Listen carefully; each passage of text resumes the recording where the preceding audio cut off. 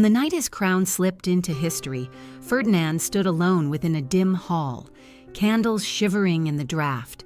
Outside, distant shouts rolled through Vienna like a restless tide. His hand hovered above the abdication document, trembling as though unsure whether to sign or to cling to the last thin thread of inherited power on that cold November night. Welcome, dear listener. Share when and where you are joining us, adding your moment to our circle across the world, and please subscribe if you wish to support this archive. In the hush of an empire that believed itself eternal, there were nights when the great stone corridors of Vienna seemed to breathe with the weight of all the years that had passed through them. These halls, lined with portraits of stern ancestors and dim tapestries faded by time, carried the scent of wax and old wood, a scent that clung to memory long after footsteps died away. It was here, in these echoing chambers, that the story of Ferdinand, the frail heir shaped by forces he scarcely understood, first began to take form. To understand him, one must first understand the world that surrounded him, a world balanced uneasily between the old order and the restless rumblings of a new age. Europe in the early 1900s, or more precisely those years after the long shadow of the Napoleonic Wars, was a continent attempting to stitch itself back together. Monarchs who had once believed themselves chosen by divine right now glanced nervously over their shoulders as talk of liberty, constitutions, and nations seeped through cafes, universities, and marketplaces. Austrian statesmen, anxious to preserve what remained of their decaying order, clung with rigid pride to the Habsburg legacy, believing that lineage alone could steady their realm. But even the most resplendent castle can feel small when the world outside begins to murmur in ways no ruler can silence. The empire Ferdinand was born into relied heavily on ceremony and appearance, on the confidence that its own vastness granted it safety. In court salons where chandeliers glittered like captive stars and polished floors reflected the swirl of gowns and uniforms, there existed an unspoken agreement that the empire would endure as long as everyone agreed not to look too closely at its frailties. And yet, behind those carefully composed evenings, behind the polite conversations and orchestrated dances, there lived a fear that the Habsburg strength was thinning. The old Emperor Francis, Ferdinand's father, stood as a symbol of resistance to the currents of change. His stern regard and methodical nature kept Austria tightly governed, but not necessarily well prepared for the coming storm. It was into this guarded world that Ferdinand's fragile existence slowly cast its uncertain shadow. To some observers, the empire appeared as if it were holding its breath, not fully recovering from the upheavals of the early century, yet refusing to acknowledge how precariously it balanced upon outdated ideas. Diplomatic conferences and sealed agreements were supposed to ensure stability, but the atmosphere felt more like a fragile truce between the past and the future. Vienna, bright and elegant on the surface, murmured with tension beneath. A traveler walking through its streets might hear the clatter of carriages mingling with the faint discussions of students advocating new philosophies. The scent of roasted chestnuts from street vendors drifted alongside the crisp air of the morning markets, where gossip carried fragments of distant revolts, reforms, and demands for representation. It was a time when Europe seemed to stand on the edge of possibility, unsure whether it leaned toward awakening or collapse. Inside the imperial residences, however, time moved more slowly. The walls insulated their inhabitants from the outside world, as if silence itself could act as a shield. Generals in decorated uniforms convened with ministers who spoke of duty, order, and balance. Behind them, maps stretched across long tables, showing provinces held together not by affection but by necessity.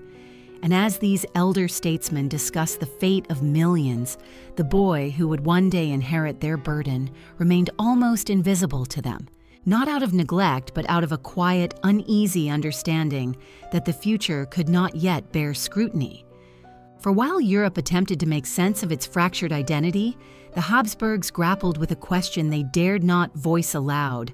What happens when the heir to an empire is as fragile as the empire itself? Ferdinand's existence was known, of course, and his name spoken with the reverence expected of royal lineage. Yet beneath every utterance of hope lay a whisper of doubt. The physicians assigned to him murmured in guarded tones, exchanging looks they wished they could conceal. Courtiers, sworn to loyalty, could not help noticing the signs that the young archduke's body and mind bore burdens not easily mended. Their glances, their hushed tones, and their measured words became part of the architecture of the palace, shaping the very air around him long before he understood why. But these uncertainties remained hidden from public view. To the outside world, the empire seemed unshakable, its future secure beneath gilded ceilings and the solemn duty of heritage. And perhaps that is why, in these early years, the atmosphere within Austria felt so much like a veil, a soft veil draped over reality, obscuring the cracks in the foundations of both the dynasty and the continent. A veil that many wish never to lift, for behind it lay questions that could unravel everything. Yet veils are not meant to last forever, and shadows, no matter how faint, lengthen with time.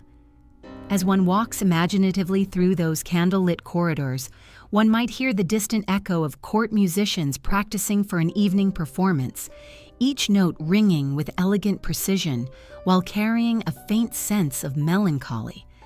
Perhaps those notes reflected the era itself, beautiful yet trembling, aware that the world was changing but not ready to confront the shape of that change.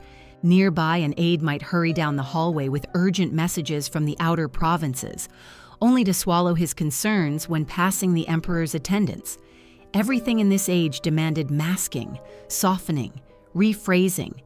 Duty required the appearance of control even when control was slipping between one's fingers like fine dust.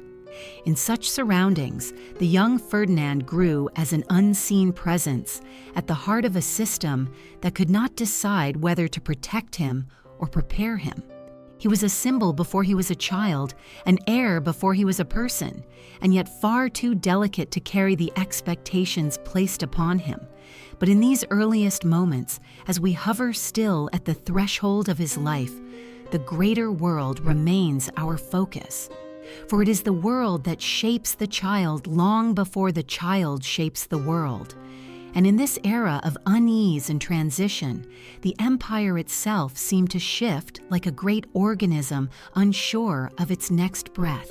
Some nights, as diplomats paused beneath the high windows of the Hofburg after long discussions, they might have looked out across the darkened city, listening to the distant clatter of wagon wheels or the muffled laughter from taverns. Perhaps they wondered how long their carefully woven peace would endure. The moonlight on the rooftops, the slow drifting of mist from the river, and the faint glow of lanterns along the streets all suggested that change lingered close, like a traveler waiting for the right moment to knock. If they felt this, did they sense also that the heir protected so carefully within these walls would face a destiny for which no one could prepare him? For now, we leave that question unsettled, like a whisper caught in the folds of heavy curtains. Ahead lies the quiet chamber where Ferdinand first opened his eyes beneath the weight of expectations older than he could ever fathom. But before we enter that room, let the final image linger, a lone candle flickering in the stillness of the imperial palace, its flame bending as if acknowledging a future it cannot illuminate.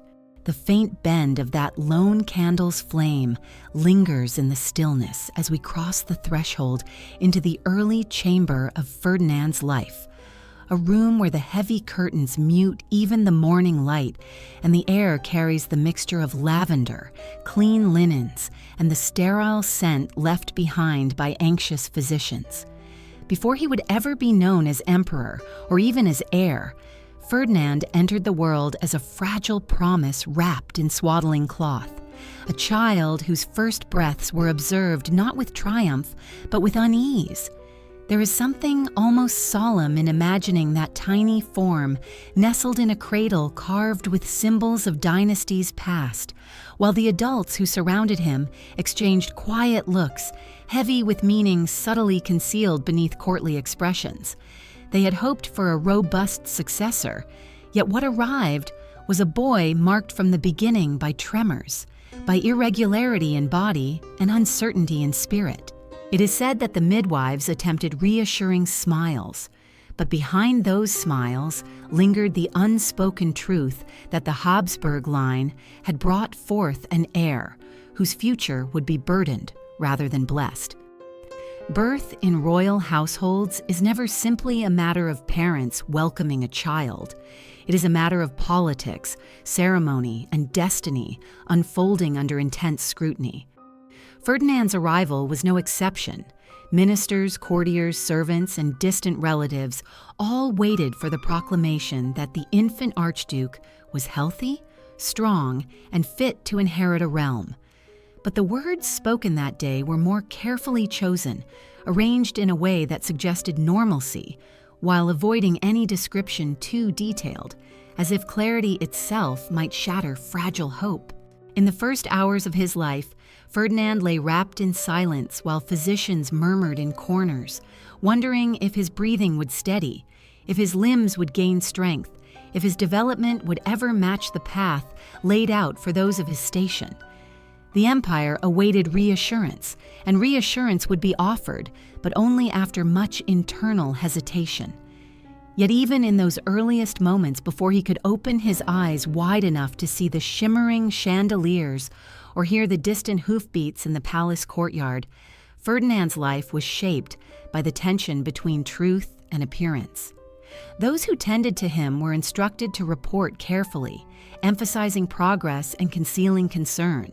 His mother, though relieved by his survival, sensed the strain in the attendants' posture, felt the tremor in their curtsies, and understood with maternal intuition that her child's path might not be the one tradition demanded.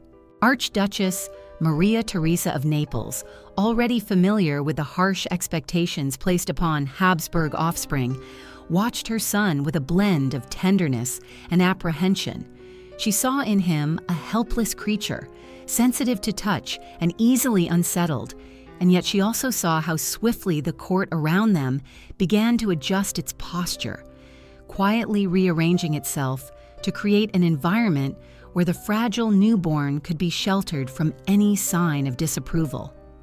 The first months of Ferdinand's life unfolded in a soft blur of dimly lit rooms and cautious routines. Nurses moved with deliberate gentleness, wary of overstimulating the infant who reacted sharply to sudden sound.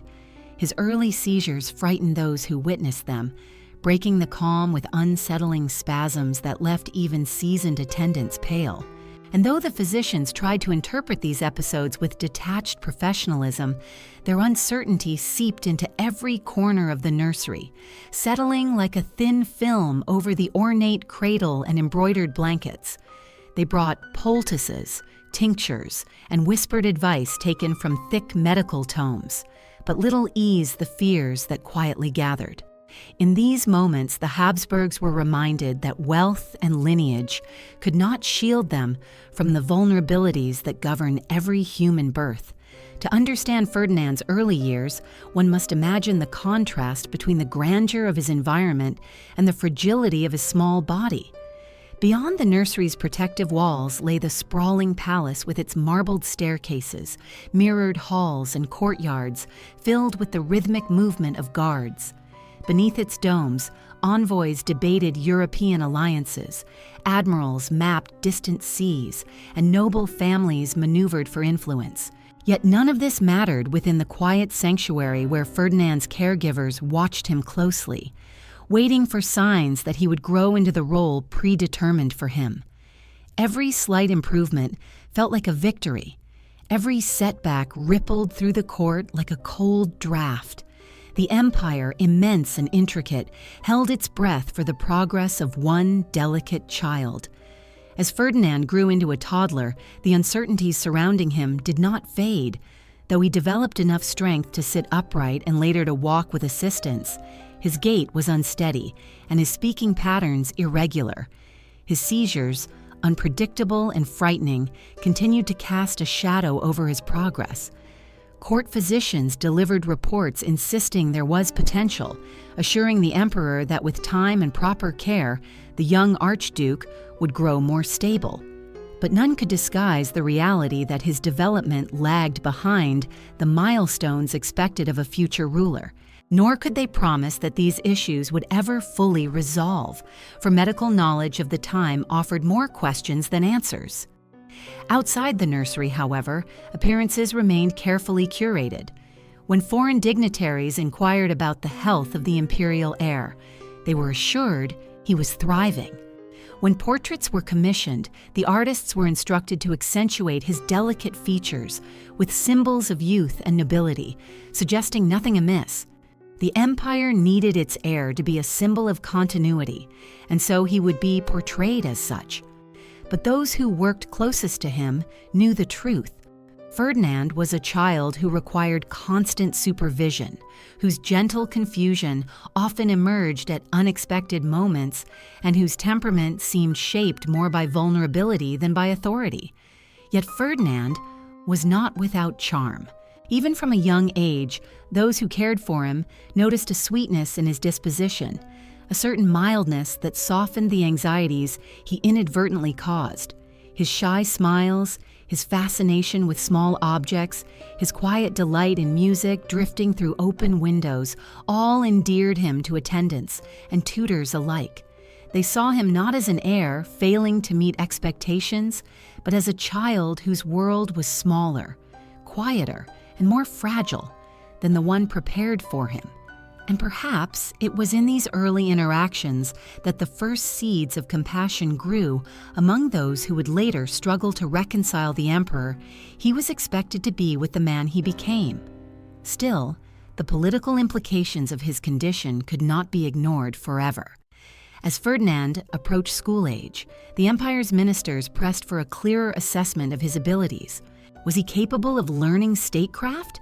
Could he be taught languages, geography, diplomacy? Could he be shaped into a figurehead, if not a leader? Each question hovered like a shadow over his lessons, shaping the tone of his education long before anyone dared speak openly. His tutors, selected for patience and discretion, proceeded cautiously, blending routine with observation. Some days, Ferdinand followed their guidance with earnest effort, surprising them with moments of clarity and understanding. Other days, he drifted, unable to grasp even simple tasks, leaving his instructors in conflicted silence. Thus, his childhood became an ongoing negotiation between hope and reality, with each side refusing to yield entirely. The empire insisted on its need for continuity. Ferdinand's nature insisted on its own limitations. Between these two forces lay a child gradually learning that his destiny was not his own to shape. As the years passed, the ornate protections placed around him began to transform into subtle constraints, guiding him into the role of heir, whether or not he could carry it. And so we leave him at this threshold, a boy growing within a world that both cherishes and fears him, waiting for the moment when the quiet uncertainties of his early life will begin to collide with the demands of power awaiting him. For now, the last image is of a soft winter morning outside the palace windows, snow falling in gentle silence while inside, a nurse adjusts the blankets around the child destined to inherit an empire he could not yet comprehend. The soft winter morning settles into stillness as the child who will one day be emperor grows older, unaware that each small tremor in his body, each faltering step, is being quietly measured by those who watch him from the shadows of duty. It is within this atmosphere of careful observation that a moment arrives, subtle at first yet destined to shape how the court will view him forever. It happened on a cold afternoon when Ferdinand, now old enough to understand simple instructions and curious enough to explore the edges of his protected world, was playing near a carved wooden chair in one of the smaller salons reserved for his private lessons. The room itself was hushed, filled with the faint ticking of a gilded clock and the smell of polished furniture, a place meant to encourage learning without disturbance. A tutor had stepped away to retrieve a book, leaving the boy momentarily alone. For a heartbeat, the palace seemed perfectly ordinary, the kind of peaceful moment any child might enjoy. Then, without warning, Ferdinand's body stiffened. His eyes, moments earlier focused on the intricate pattern stitched into the carpet, drifted upward as though caught by something unseen. One hand grasped the air, the other trembled violently, and he collapsed, his small frame shaking in a convulsion that rippled through the silence, like a sudden storm rolling across a still pond. This seizure, one of several he had experienced since birth, should not have surprised those who knew him, yet something in the severity of it unsettled the tutor when he returned to find the boy sprawled on the carpet, his limbs jerking in disordered rhythm. The tutor called out, his voice unsteady, summoning attendants who rushed in with the urgency of those trained for such moments. They lifted Ferdinand gently, their practiced hands steady, but something about the scene pierced the fragile veneer that had been maintained for years. The tutor, who had observed the Archduke's difficulties before, had never witnessed an episode so severe. By the time Ferdinand's body grew still and his breaths returned to shallow normalcy, the weight of what had transpired had spread through the room like cold air seeping through a cracked window. Everything felt subdued, as if even the ornate furnishings sensed that a boundary had been crossed. Ferdinand, waking moments later in a dazed confusion, had no memory of the seizure. All he felt was a heaviness in his limbs and the soothing murmur of the attendants attempting to calm him. For him, it was another moment in a life marked by sensations he did not fully grasp. For the adults present, it was the moment they understood that destiny had shifted its posture. The tutors would later report the incident to the imperial physicians with cautious wording, for in the Habsburg court, phrasing was everything. Physicians examined Ferdinand closely, offering measured statements that tried to walk the narrow path between truth and optimism. Yet each word they spoke seemed to carry more hesitation than the last. And though the emperor was told that his son's condition was not hopeless, the idea that Ferdinand might one day rule independently began to erode quietly, like the slow wearing away of stone beneath a persistent drip of water. In the intimate spaces of the palace, this incident changed the rhythm of Ferdinand's days. Tutors became more guarded, physicians more intrusive, attendants more watchful. While before there had been a cautious hope that his challenges might be managed through structure and patient teaching, now there was a deeper, unspoken fear that his limitations might define the boundaries of his future more firmly than any tutor could. The palace, already a place of soft footsteps and measured speech, grew heavier with unspoken anxieties. Even the sunlight that filtered through the tall windows seemed muted by the weight of the court's growing doubts. Every lesson became a test, every faltering moment a potential omen. A missed response, a confused repetition of instructions, a moment of agitation, all took on greater meaning in the minds of those responsible for shaping the young Archduke's path. Yet the whispering did not occur openly. In the world of dynasties built on the illusion of infallibility, weakness was something to be protected, hidden, or quietly absorbed into the machinery of protocol. Ministers spoke in coded language, reports were softened. Advisors exchanged looks rather than words. They understood the truth but could not risk stating it directly, that the boy who had been born to secure the future of the empire might instead expose its vulnerabilities. For centuries, the Habsburgs had preserved their rule through calculated marriages, political maneuvering, and relentless adherence to tradition. Now they faced a dilemma for which tradition offered no guidance. But the incident had another effect as well, one that lay beneath the surface of political concern. It fostered a sense of protectiveness among those closest to Ferdinand.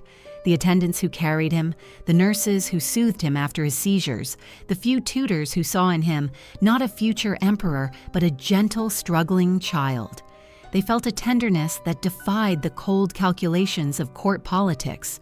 They knew his smile, his quiet fascination with birds beyond the window, his delight in simple melodies.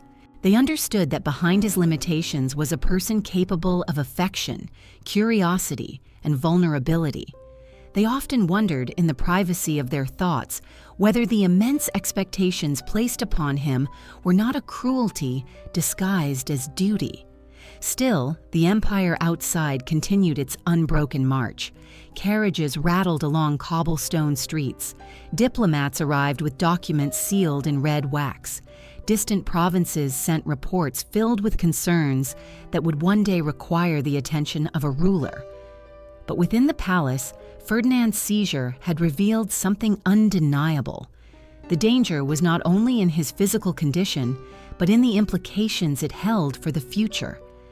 The question that ministers dared not speak lingered in every quiet hallway. How does one prepare an heir who may never be capable of ruling? As Ferdinand recovered from the episode, unaware of the stir it had caused, life resumed its structured routines. Lessons continued, though paced differently. Physicians checked him more frequently, documenting every detail. His mother visited him often, her presence gentle but shadowed by worry. And through it all, Ferdinand remained a child trying to make sense of a world that treated him, alternately, as delicate glass and essential treasure. His days were shaped by others' fears, hopes, and decisions, all of which swirled around him like shifting currents beneath a fragile boat. The turning point of that afternoon did not bring immediate change to his daily life, yet it marked the beginning of a long, quiet reorientation within the imperial household. A subtle but irreversible shift took place, like the slow tilting of the earth before a season changes. The empire might continue to present Ferdinand as a promising heir, but behind the scenes, preparations were already being made to manage, contain, and compensate for the limitations now too clear to ignore. Whether Ferdinand sensed any of this was uncertain. Children notice more than adults assume, yet his world was so carefully constructed that perhaps the whispers never reached him directly. Perhaps he saw only the increased gentleness of those around him or the slight tightening of their expressions when he struggled through a lesson.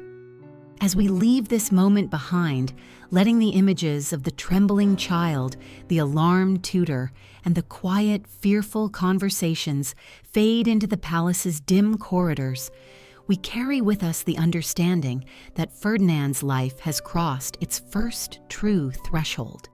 A shadow has entered his story, not of malice or wrongdoing, but of inevitability. Ahead lies the long ascent toward a throne whose weight he will never be strong enough to bear. And yet the palace doors open once more, leading us toward the next stage of his journey, still echoing with the soft gasp of that afternoon, a sound that will never fully disappear. The echo of that soft gasp still seems to linger as Ferdinand moves further into his youth, stepping from one stage of his sheltered existence into another, though he does so without ever realizing the precarious path others walk on his behalf.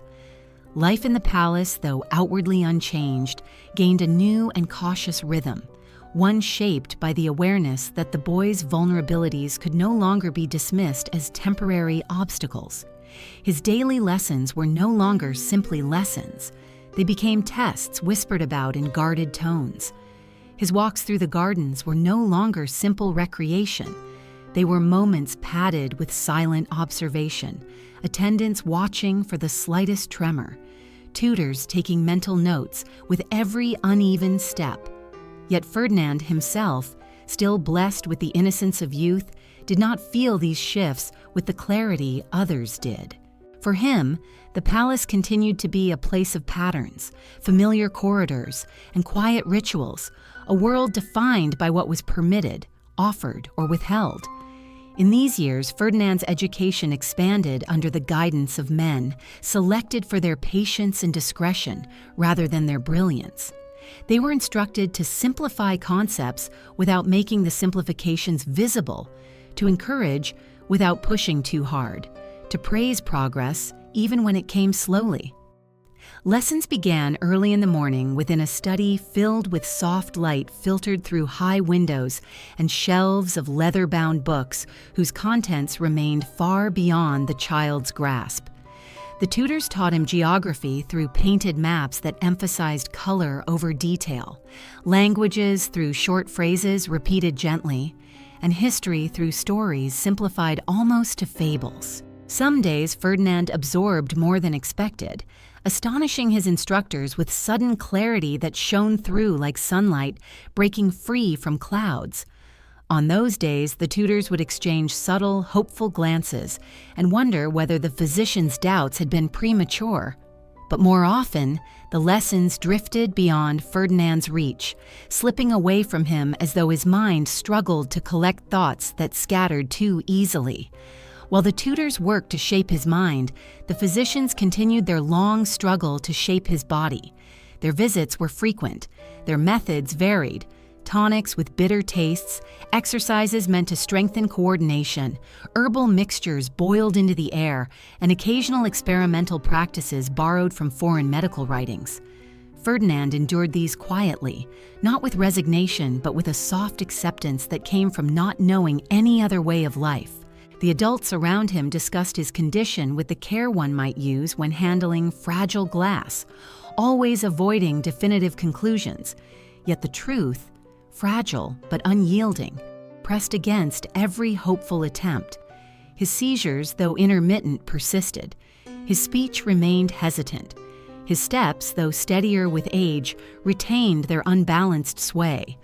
But amid these struggles, something else grew quietly within him, something no physician or tutor could measure.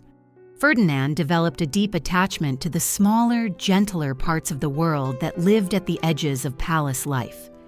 He adored the garden finches that perched on the branches near his windows, their chirping rhythms calming him in ways no tonic could. He loved the soft rustle of silk when the palace laundry hung to dry, the sound reminding him of safety. He found comfort in the steady, slow toll of church bells across the city, as though each chime was a reminder of rhythms beyond the complexity of his lessons and responsibilities. These small delights, which others might overlook, became anchors for the boy, grounding him in moments of peace amid the pressures that surrounded him. Yet the palace itself, with all its grandeur and history, remained a place where the walls listened, where whispers traveled farther than footsteps, and where every decision, even those concerning a child, was laced with political meaning. Ministers and advisors, though rarely interacting with Ferdinand directly, watched his progress with growing concern. They read the tutor's reports, the doctor's notes, and the cautious reassurances offered by his mother.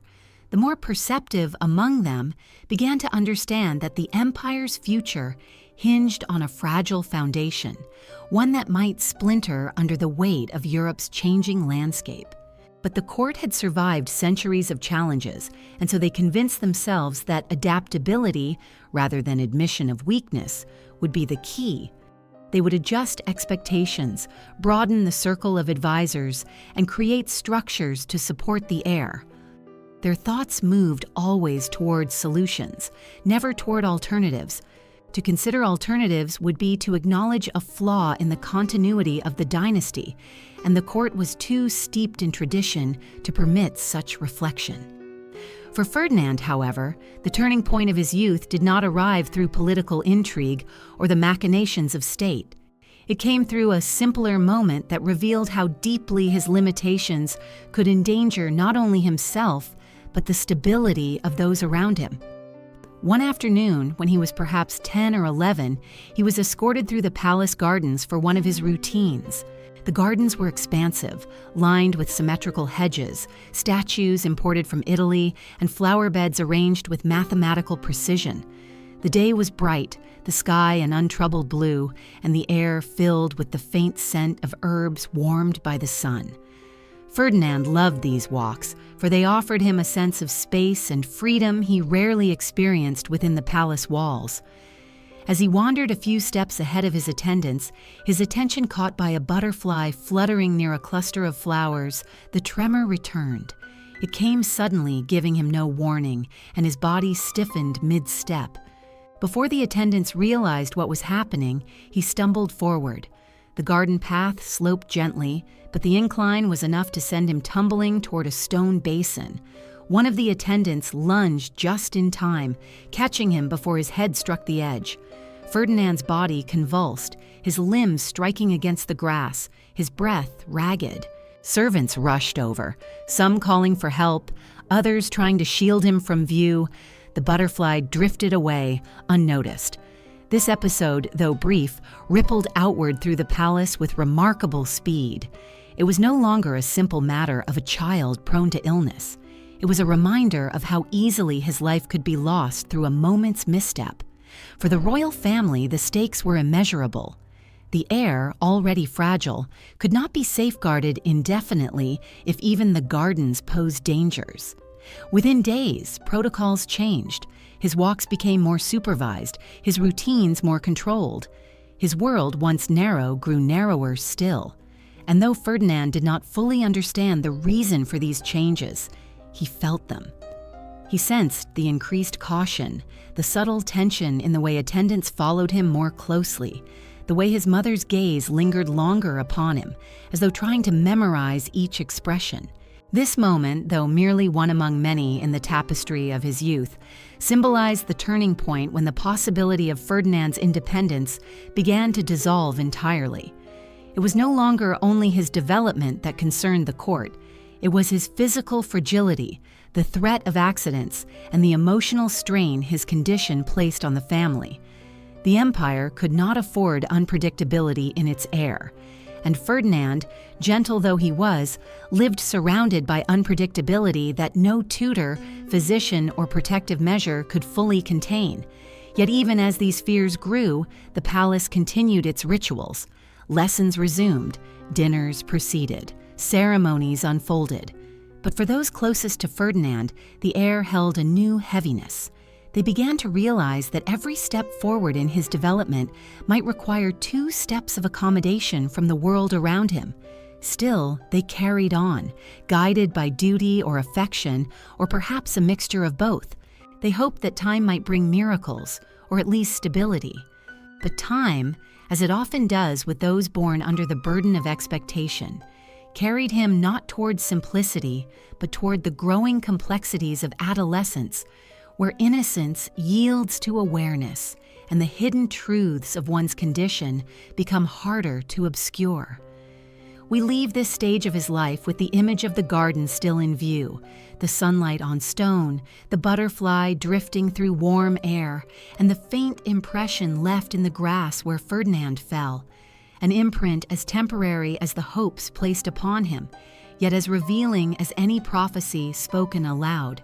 The faint imprint in the garden grass fades as Ferdinand steps reluctantly into the next stage of his life, the stage in which childhood innocence gives way to the solemn choreography of imperial expectation, even though his heart and mind remain caught somewhere between the two.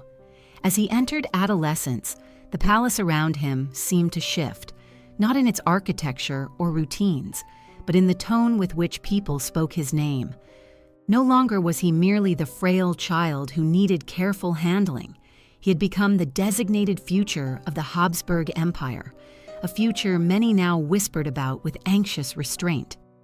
This shift did not arrive in a single moment, but seeped slowly into the corridors like a quiet draft, chilling those who sensed what it might eventually demand. For Ferdinand, who understood only fragments of the life awaiting him, the change felt less like responsibility and more like a tightening of unseen threads around him. His days grew more structured, his tutors more focused, and the conversations held just beyond earshot more frequent, woven with words such as duty, succession, and preparation. As the boy grew taller yet retained the softness of expression that had characterized his youth, his mother's worry deepened. Archduchess Maria Theresa watched him closely, not with the political eye of statesmen, but with the instinct of a mother who sensed the world shaping her son into something he could not comfortably become. She saw the tremors that still visited him, the confusion that clouded his mind during lessons, the way his emotions sometimes surged with the unpredictable intensity of a child far younger. Yet she also saw moments of surprising gentleness, his delight when musicians played near his chamber, his fascination with the play of light on polished floors, and the effort he made, in his own limited but earnest way, to behave as he believed he ought. These glimpses warmed her heart even as they deepened her dread. She knew enough of court life to understand how merciless it could be, how little room it allowed for weakness, how quickly affection could turn into manipulation. And she feared that Ferdinand, even more than he realized, was drifting toward a world arranged for him like a labyrinth without exits. His education grew heavier as the years progressed. History lessons expanded beyond fables into the intricacies of diplomacy. Languages were taught not merely as words to memorize, but as tools to communicate with the vast mosaic of peoples within the empire's borders. Tutors explained treaties and conflicts in terms simple enough for him to grasp, hoping repetition might allow some understanding to take root. But Ferdinand struggled. He often fell silent mid-lesson, as though his thoughts were drifting towards some inner landscape that none of his teachers could access. When asked to repeat information, he sometimes responded earnestly with entirely unrelated observations, leaving his instructors uncertain whether to correct him gently or guide him back to the task with firmer hands. Meanwhile, the emperor, his father, approached his son's development with a determination that came from necessity. He understood the fragility of both the child and the empire, and he believed that only strict adherence to structure could preserve what must be preserved. Emperor Francis arranged examinations, not formal tests, for such things would have exposed too much, but private assessments conducted by trusted tutors. Their reports were always diplomatic, their criticisms softened by respect. They wrote of effort, of potential, of the need for more time. They highlighted Ferdinand's strengths, particularly his kindness, his mild disposition, and his willingness to oblige authority.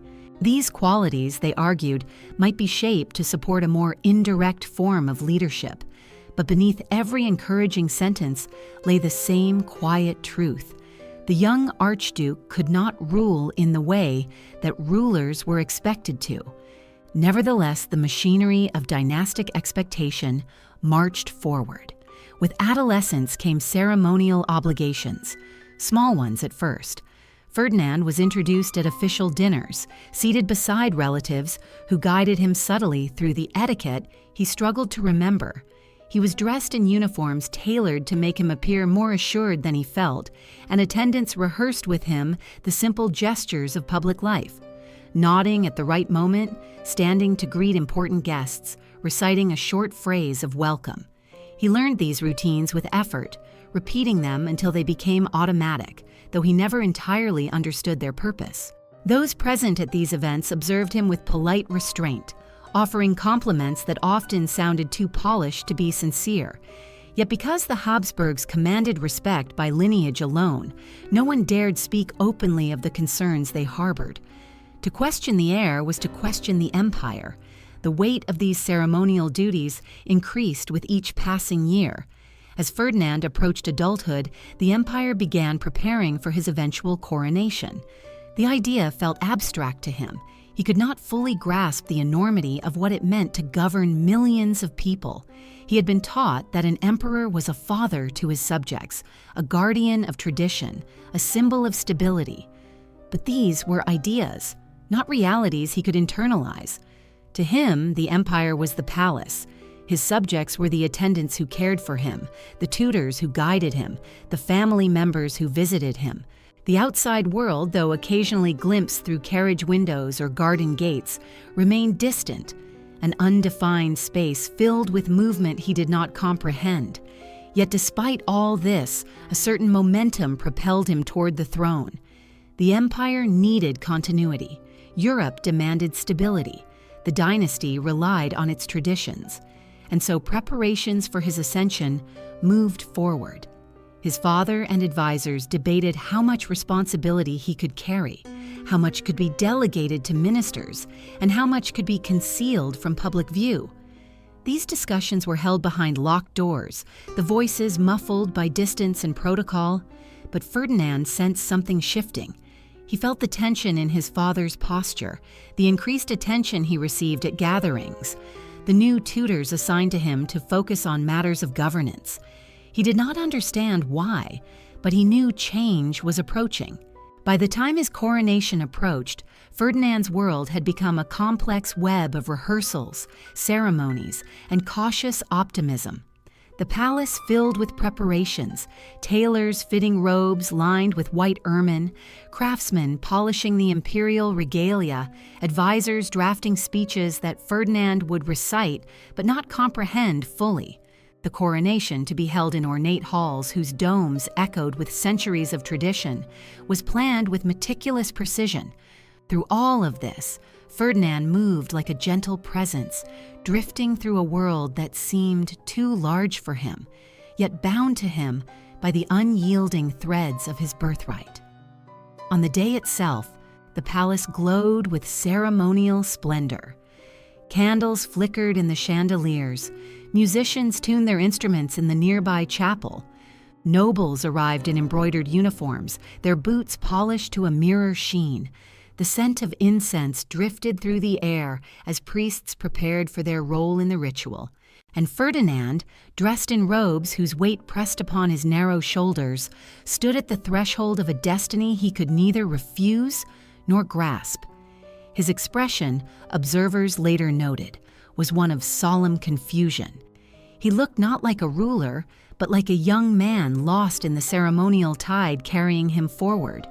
When he entered the hall, the crowd rose in a rustling wave of fabric and whispered expectation. The crown, gleaming beneath the candles, awaited him at the altar. Ministers flanked him, guiding him gently but firmly toward each step. The music swelled, the ritual unfolded, and the empire witnessed the moment it had both anticipated and dreaded. Ferdinand, frail and uncertain, becoming emperor. He lifted his head at the appointed time as instructed, and the crown was placed upon him, its weight both real and symbolic. Applause filled the hall, but beneath the echo of ceremony lay a subtle tremor of doubt, an understanding shared silently among those who understood the truth of what had just occurred.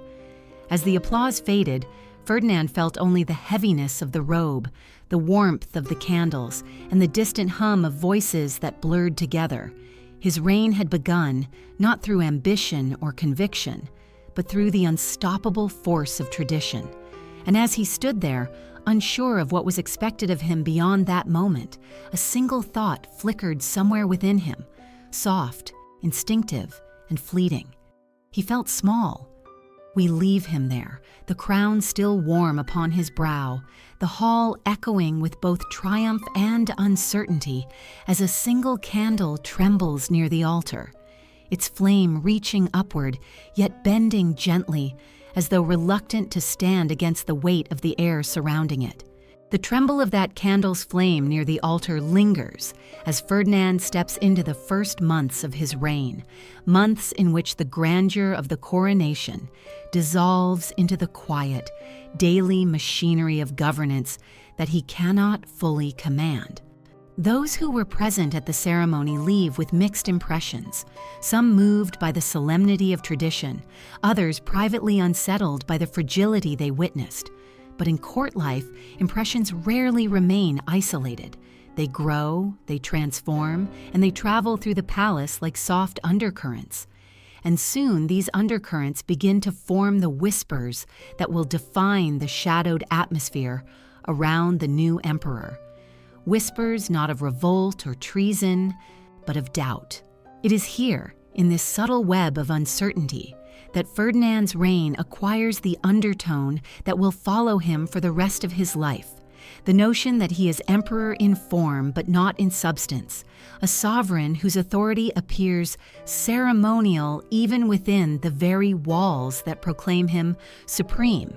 In the first weeks, Ferdinand's routine changes only slightly. Advisors still guide him through simple matters, explaining documents in gentle terms. Ministers still bring him reports, though they choose those that require minimal decision-making.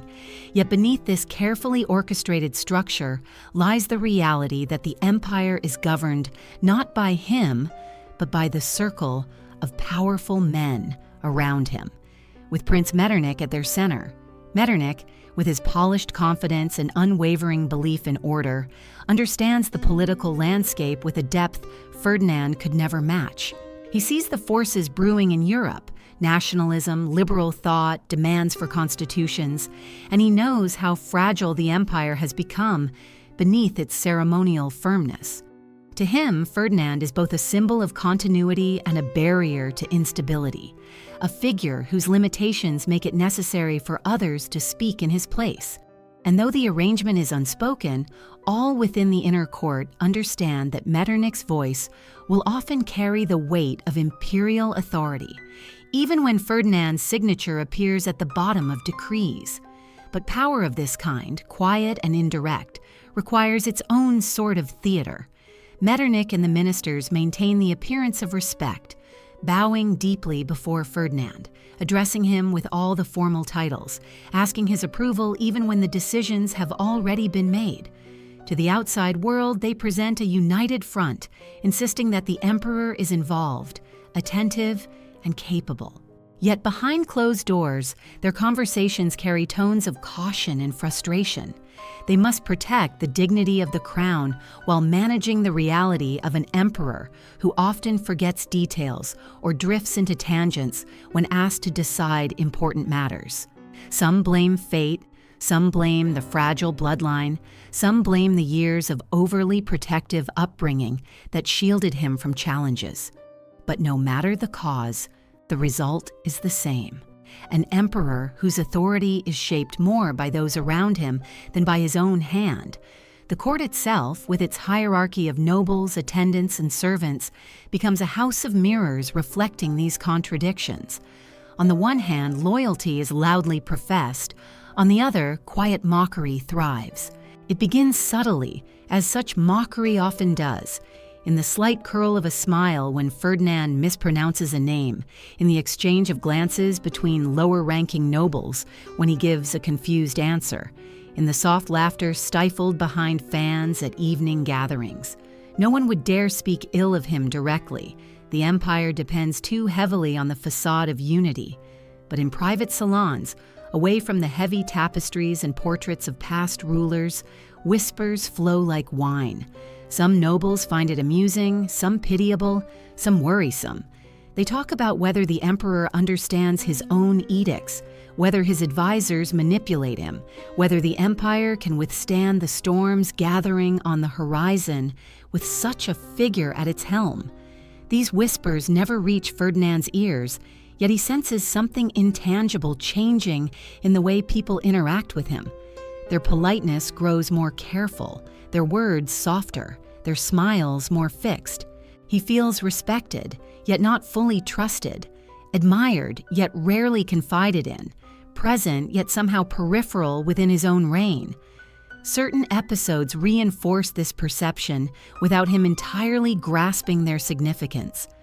During one council meeting, a minister presents a matter concerning agricultural reforms in a rural province.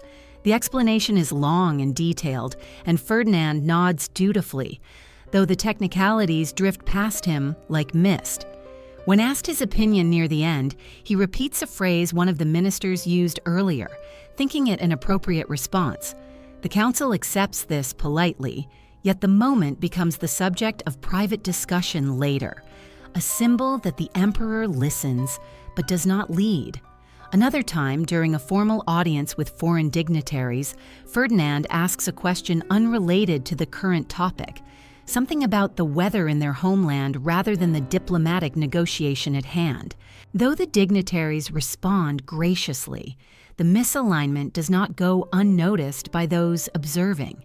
These small moments accumulate, forming a quiet pattern visible only to those who follow the emperor's movements closely. It is in the private sphere that Ferdinand feels the dissonance most intensely, though he cannot articulate it. He senses the way conversations hush when he enters a room, the way ministers finish each other's sentences rather than allowing silence to linger for him to fill it. He notices how decisions, once explained to him as possibilities, are later described as necessities, leaving him unsure whether he ever had a choice to begin with. And though he seldom questions these moments aloud, he feels a faint, inexplicable pressure closing in, a sense that he is moving through the motions of command rather than inhabiting them. Yet within this world of veiled mockery and orchestrated authority, Ferdinand retains his natural gentleness. He praises the palace musicians with sincerity, admires the embroidered uniforms of visiting regiments, asks after the health of staff members with genuine concern. Those who witness these moments feel an unexpected affection for him, seeing in him not the cold formality expected of a ruler, but a softness rarely found in imperial households. Some wonder privately whether this gentleness might have flourished differently had he been born into a quieter life, free from crowns and councils. Others lament that such a tender spirit must bear the crushing expectations of an empire trembling beneath its own weight. Still, the machinery of the state remains indifferent to softness. Europe is shifting, and Austria must hold its place. The empire's ministers argue that what Ferdinand cannot do must be compensated for by the strength of those around him. And so a system emerges, one that future historians will debate endlessly. Ferdinand becomes emperor in name, Metternich becomes emperor in practice, and the rest of the court becomes a stage upon which appearance must triumph over truth. This system, however, breeds contradictions. While Ferdinand's polite smile reassures some of his subjects, his missteps embolden others to question the legitimacy of the monarchy. Revolutionary ideas are spreading across Europe, whispered in universities, discussed in taverns, carried by travelers. The notion of an emperor who cannot fully rule fuels the narrative that the old order is fading, clinging to rituals that no longer reflect the needs of the people. But within the palace walls, none of this has yet reached a breaking point. The empire still stands. The ceremonies continue. The facade holds, though the cracks beneath it begin to widen in ways no one is yet willing to confront. As the months of Ferdinand's early reign pass, the whispers thicken. They coil through the palace corridors, slip beneath doors, echo behind curtained alcoves. Some are tinged with humor, others with frustration, others with fear, but all contribute to the growing sense that the emperor resides at the center of a labyrinth built not to empower him, but to contain him. We leave this stage of his life with an image that lingers in the dim light of the palace evening. Ferdinand sitting at his desk, his quill hovering above a document he does not fully understand, while behind him, a shadow, Metternich's unmistakable silhouette, waits patiently, guiding him without ever touching him. And somewhere deeper in the palace, behind closed doors, low voices murmur truths too delicate to speak in daylight, the kind of truths that signal the beginning of a story's slow and inevitable unraveling. The low voices murmuring behind closed doors fade into the stillness of another long evening in the palace, an evening where the candles flicker not from drafts alone, but from the tension that hangs invisibly in the air. As Ferdinand's reign moves beyond its earliest months into the uncertain expanse of the 1840s, the empire around him begins to tremble in ways that cannot be masked by ceremony or softened by diplomatic polish. What began as faint murmurs from distant provinces now grows into clearer signals of unrest, hints of a storm gathering far beyond the emperor's understanding, but edging ever closer to his doorstep. If Ferdinand senses any of this, he does so only in fragments, noticing the increased anxiety in his ministers' movements, the urgency with which couriers arrive at the palace gates, the way his advisors exchange words more hurriedly than before. Yet he does not grasp the pattern forming beneath these signs, the slow but undeniable shift taking place across Europe, a shift that has little patience for fragile emperors or stagnant systems. The years leading to 1848 were years of quiet erosion within the Habsburg Empire. Political thinkers across the continent began to question the foundations of monarchy itself, calling for constitutional reforms, national self-determination, and rights previously denied to the common people. The ideas traveled swiftly, crossing borders with ease, carried by newspapers, intellectuals, students, and merchants. In Hungary, in Bohemia, in northern Italy, voices rose demanding autonomy, language rights, and representation. The Habsburg territories were vast and diverse, and with diversity came friction that had been held at bay for decades by Metternich's rigid system of censorship and surveillance. But the world was changing faster than any minister could control. Within the palace, however, life continued in its insulated rhythm. Reports of unrest were carefully summarized before reaching Ferdinand, filtered through the same protective system that had shaped his entire upbringing. His advisors would present the issues delicately, describing them as minor disturbances, nothing to trouble him with unduly.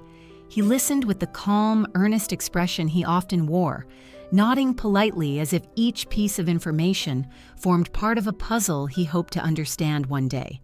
In truth, the language of politics, so abstract and full of nuance, slipped through his grasp like sand. What he sensed, more than any specific issue, was the atmosphere around him growing heavier. His attendants seemed more strained. His mother, aging and increasingly frail herself, carried deep concern in her eyes that no longer needed explanation. Even the familiar palace corridors, lined with portraits of ancestors whose authority had once been unquestioned, seemed to echo with an uneasiness that could not be named. Metternich remained at the center of it all, still orchestrating the fragile balance of governance. To the outside world, he projected confidence, insisting that the empire remained stable. But behind closed doors, even he felt the foundations slipping.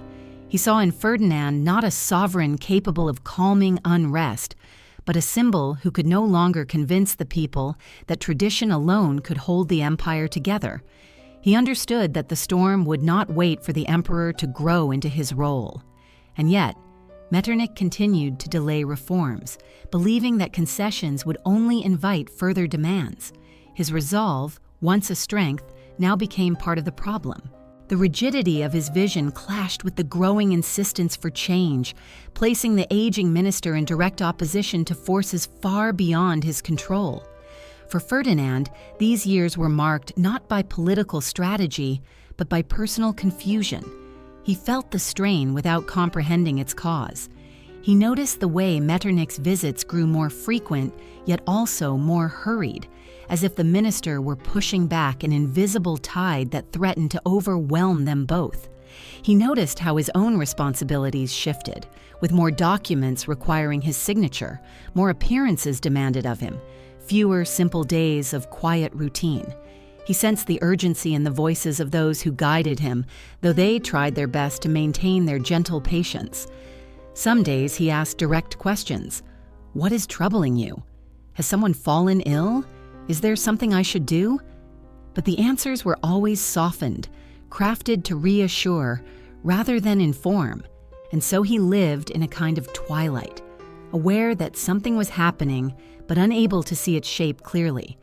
As unrest spread, Vienna itself grew increasingly restless.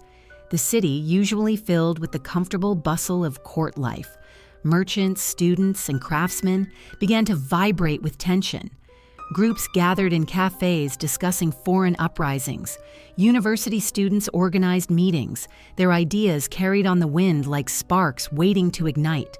Workers, burdened by poor harvests and economic strain, voiced frustrations that had been brewing for years.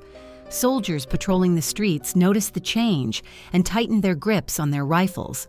Ferdinand, occasionally glancing out of carriage windows or hearing distant sounds beyond the palace gates, may have sensed that the familiar hum of the city had deepened into something more volatile, something charged with expectation. But no one explained it to him directly, for they feared his reaction, fearful that too much knowledge might confuse or overwhelm him. Still, despite the palace's attempts to maintain stability through silence, the empire's edges continued to fray. The Hungarian Diet pushed harder for autonomy. Italian territories strained against Austrian oversight. In Prague, national revival movements gained momentum. And in Vienna, the heart of the empire, dissatisfaction reached a simmer that needed only the slightest spark to boil over.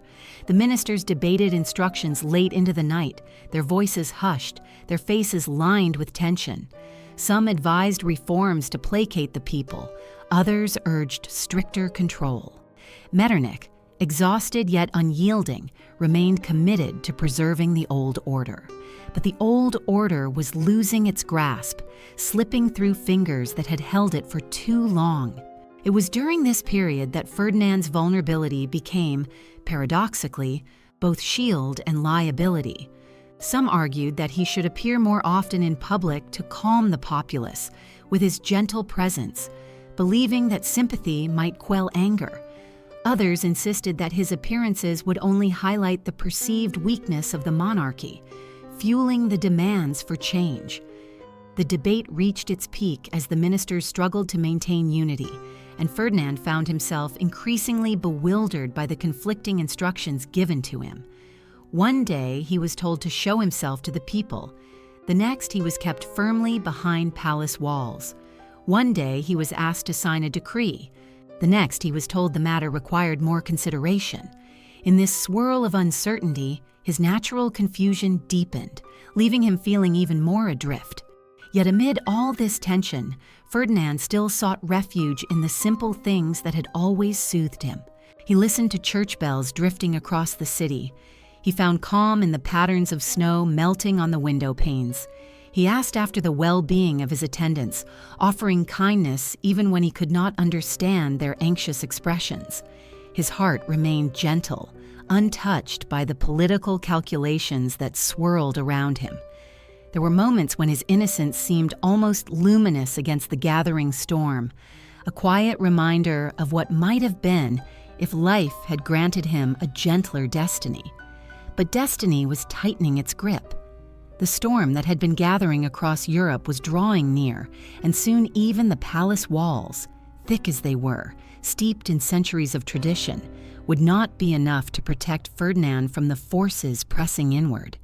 The air grew heavier each day, conversations more urgent, letters arriving with increasingly grim reports. And though Ferdinand did not know it yet, the era of whispers was ending. Soon the streets of Vienna would speak loudly enough for even him to hear, forcing the sheltered emperor into a confrontation with a world he never fully understood.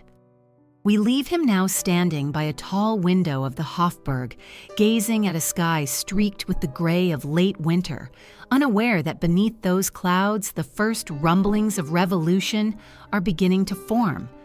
And as the light dims, a faint echo rises from the distant streets, too soft to alarm the emperor, yet unmistakably the beginning of something vast, something dangerous, something he cannot possibly prepare for.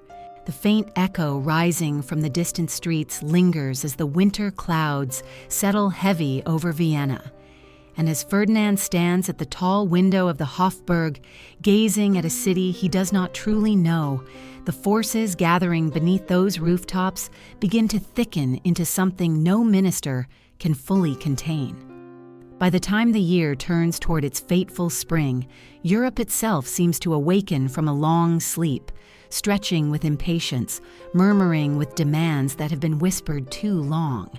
Revolutions spark in Paris, in Milan, in Berlin, each fire igniting another, until the entire continent glows with the fever of change. The people speak of rights, freedoms, national identity. They speak of governments that listen and rulers who understand their struggles. And in these voices, rising from streets and lecture halls and workshops, the old world feels suddenly brittle, as though one strong wind could scatter centuries of tradition across the cobblestones. Within this shifting landscape, the Austrian Empire stands as a giant, pinned by its own immobility. And at its head is an emperor who neither stirs nor restrains the tide. As the months advance, Europe's ideological transformation presses itself more insistently against Vienna's sealed gates. Students gather in courtyards, debating Rousseau and reform, their excitement swelling until it spills into the cafes. Craftsmen and workers share grievances sharpened by poor harvests and rising costs. Hungarian leaders call for autonomy with a force no longer possible to ignore. In Lombardy and Venetia, dreams of Italian unity flare brighter than the imperial forces can extinguish. The newspapers, despite censorship, carry rumors of uprisings from city to city. And though the palace tries to silence these voices, they seep through every crack, carried on the breath of the populace, too numerous and too determined to be stifled. Inside the palace, Metternich grows older and more rigid with each passing week. His resolve, once admired as strength, now appears to many as stubborn blindness. Yet even his critics cannot deny the challenge he faces. How does one maintain order across an empire built from so many languages, loyalties, and landscapes? He paces behind closed doors, his mind turning over strategies, concessions, and fears. His confidence falters, though he hides it well. He sees the transformation unfolding across Europe and knows that if Vienna joins the movement of revolt, the entire empire could fracture beyond repair. And still, he insists on preserving the old system, believing that bending now will only invite collapse. His mind is filled with calculations, but none of them include the possibility that the emperor might act independently. That door, in Metternich's view, has always remained closed. Ferdinand, for his part, senses tension even if he cannot decipher its meaning. His advisors' faces grow more strained. The corridors he walks daily feel different, as though the walls themselves have absorbed the anxiety pulsing through the palace. Messengers arrive more frequently, carrying sealed letters that elicit frowns, muttered debates, sudden disappearances of ministers who depart for urgent meetings. Ferdinand hears scraps of conversation, the words constitution, protests, demands, but they drift past him without coherence, like pieces of a puzzle he has not been given the shape for. Yet he is not oblivious. He notices the tremor in his wife Anna's hands when she reads the newspapers. He senses that his mother spends longer in prayer. He detects the way Metternich's bow before him grows shorter, hurried, less certain. Something is shifting, and Ferdinand feels it in his veins like a pressure he cannot name. But for all his gentle confusion, the emperor is not entirely powerless within his private world.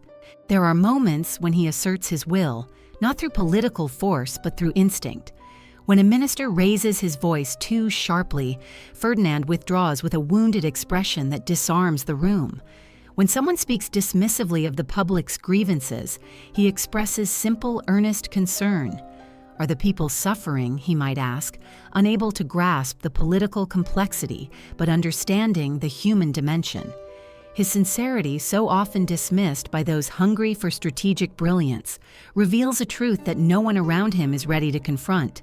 Ferdinand, despite everything, sees the empire not as territory to control, but as people to care for, even if his understanding is incomplete. His empathy, though naive, stands in quiet contrast to the cynicism of his advisors, yet empathy cannot shield him from the storm that gathers. As early spring approaches, the atmosphere in Vienna becomes unmistakably charged. Crowds assemble at the university. Police attempt to disperse them, but their numbers swell. In the suburbs, workers gather after long shifts, sharing grievances that would once have been whispered. And through every layer of society runs a thread of shared restlessness, binding together people who have little else in common. They want change. They want representation. They want leaders who acknowledge them. And whether Ferdinand understands this or not, the truth presses closer each day. The emperor's silence, whether born of limitations or caution, no longer holds the city in its old, unbroken shape. Within the palace, the ministers argue with increasing fervor. Some advocate granting small concessions to soothe the unrest, perhaps easing censorship or allowing modest political gatherings. Others call for force, insisting that the empire must not bow to the people's demands. Metternich remains unwavering, convinced that even the slightest reform will open floodgates he cannot close. He urges the emperor to stay the course, emphasizing order, tradition, and control. Ferdinand listens, as he always has.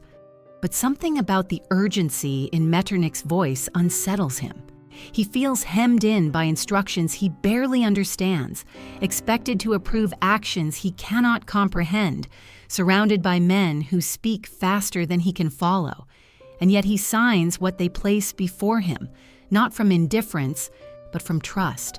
Trust that the people advising him know more than he does. Trust that he must play his part, even if the details elude him. It is during these months that Ferdinand's relationship with power becomes most strained.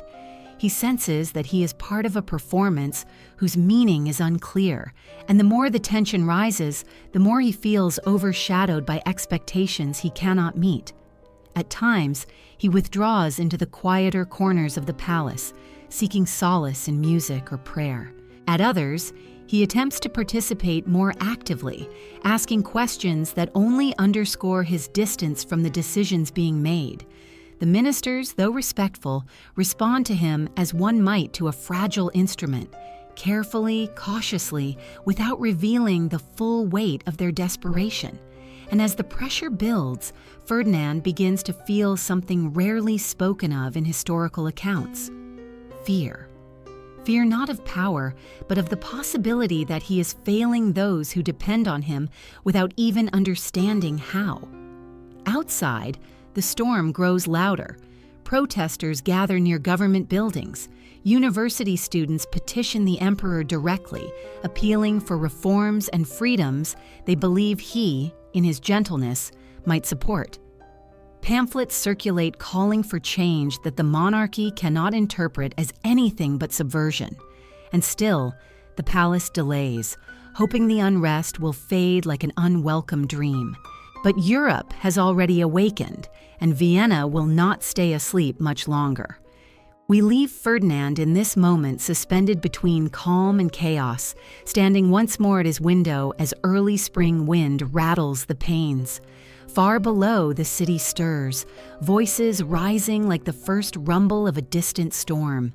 And though he cannot decipher their meaning, he senses unmistakably that the world outside has begun to turn in a direction from which there will be no easy return. The early spring wind rattling the window panes seems to carry with it the murmured promise of upheaval, and as it slides through the narrow gaps of the Habsburg's ancient stone, it fills the palace corridors with a subtle chill no fire can truly dispel.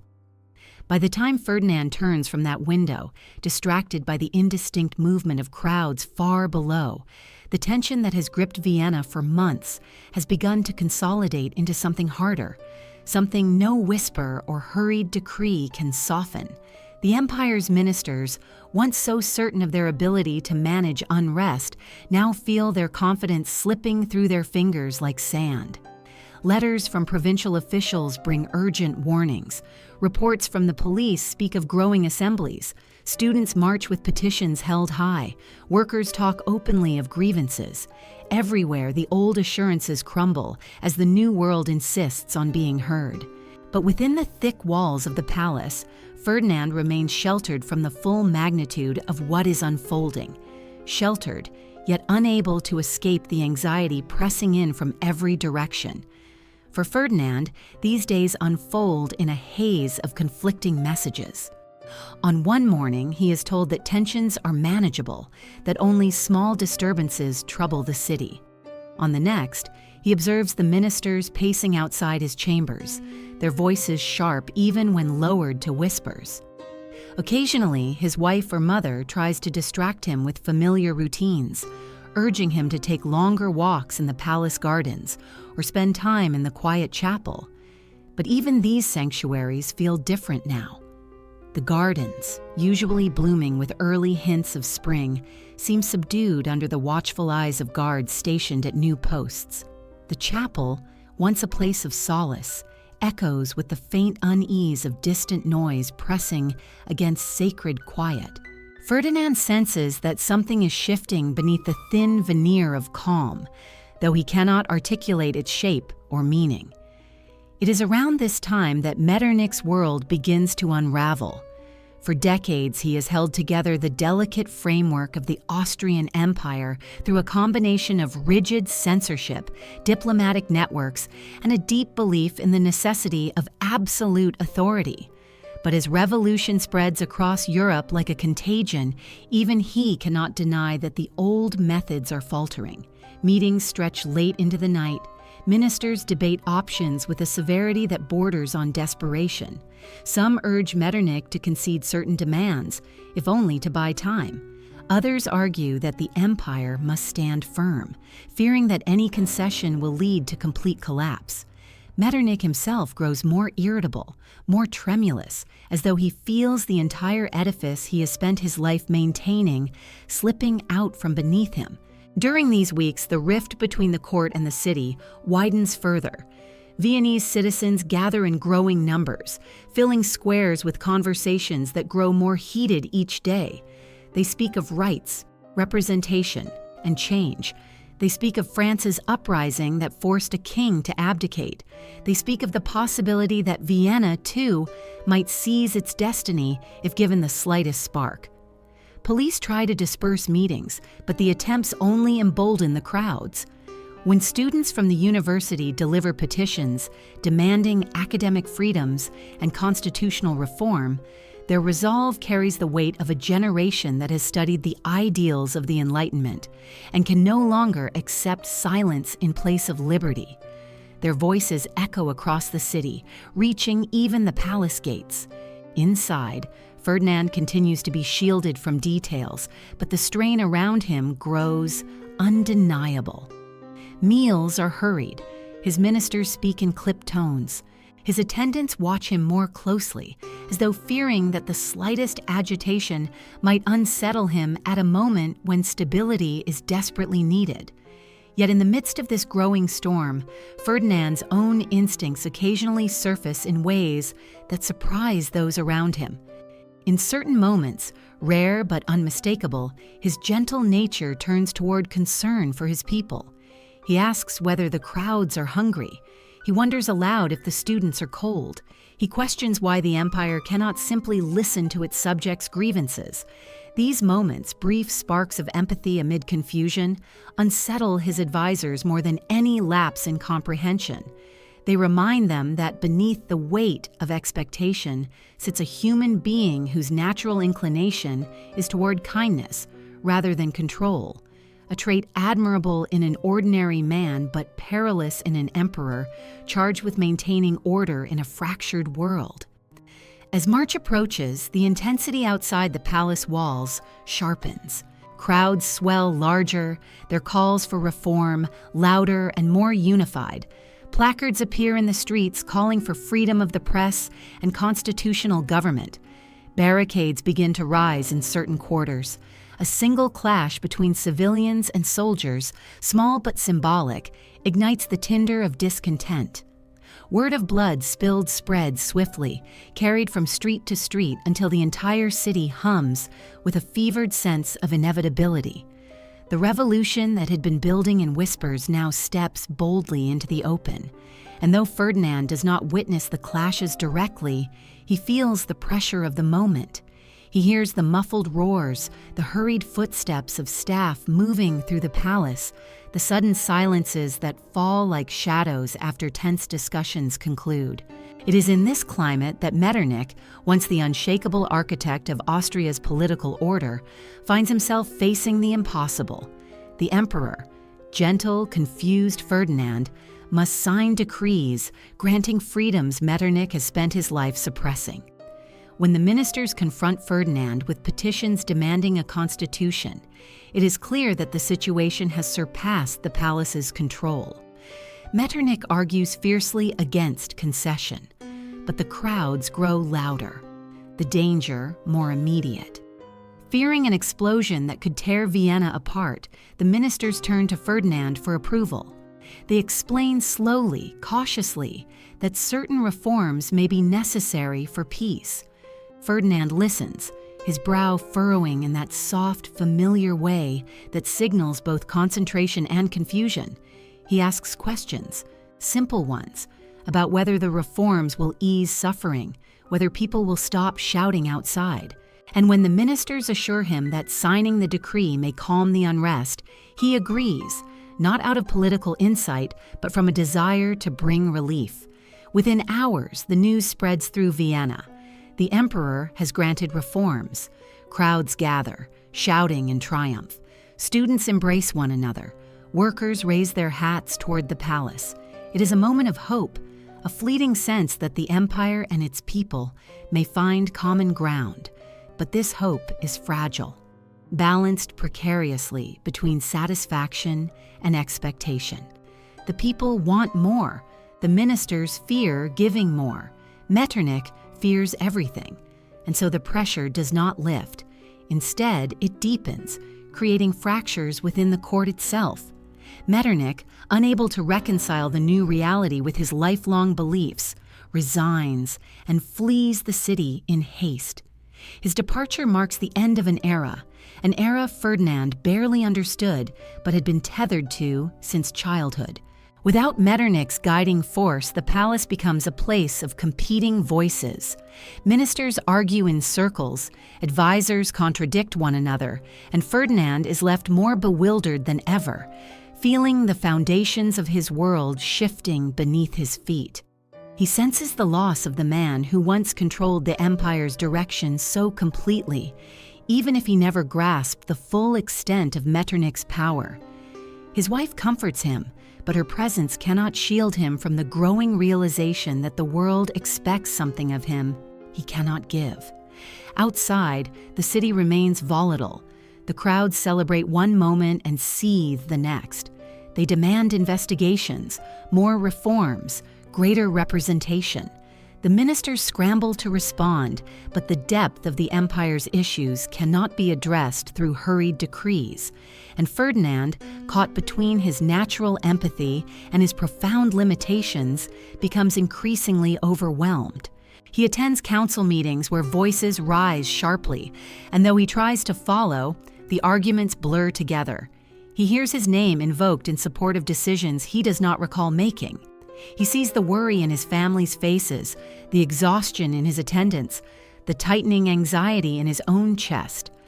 By late spring, the palace becomes less a sanctuary and more a fortress under siege, both metaphorically and literally.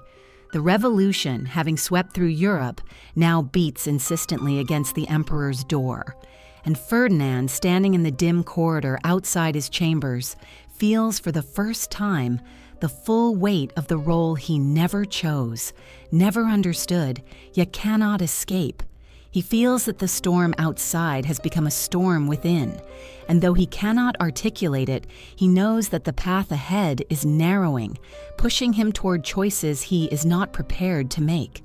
We leave him there, hearing the distant chants rising like a tide that no wall can silence, as the echoes of a world awakening grow louder, pressing in on an emperor born not for revolution, but for the illusion of peace that has now slipped forever beyond his grasp.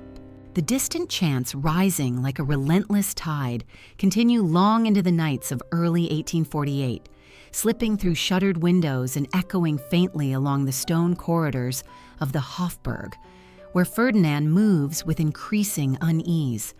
He hears the sounds but cannot decipher their meaning, senses urgency but cannot grasp its cause, feels the panic in those around him yet cannot locate the source. And still, the protests grow bolder, the crowds more numerous. Vienna is no longer a city in quiet discontent. It is a city standing on the threshold of upheaval, a place where the old world clings to its rituals, even as the new world demands to be born. By this time, the government's attempts to placate the people through concessions have achieved little more than whetting their appetite for deeper transformation. The moment for half measures has passed, and those responsible for guiding the emperor understand that their influence, not to mention the empire's stability, is slipping beyond reach. Within the palace, the mood changes from tension to fear. Ministers argue more openly, their voices rising in frustration behind closed doors. The departure of Metternich, once unthinkable, has left a void that no single figure can fill.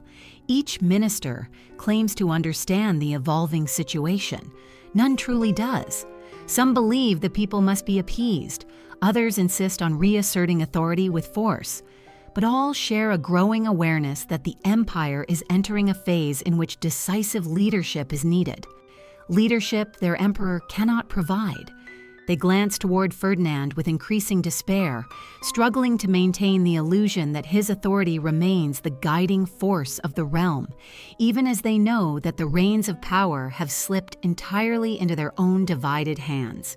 And so it happens that the eruption comes not as a sudden explosion, but as a slow, consuming fire, building through weeks of unrest until it finally ignites into open revolution.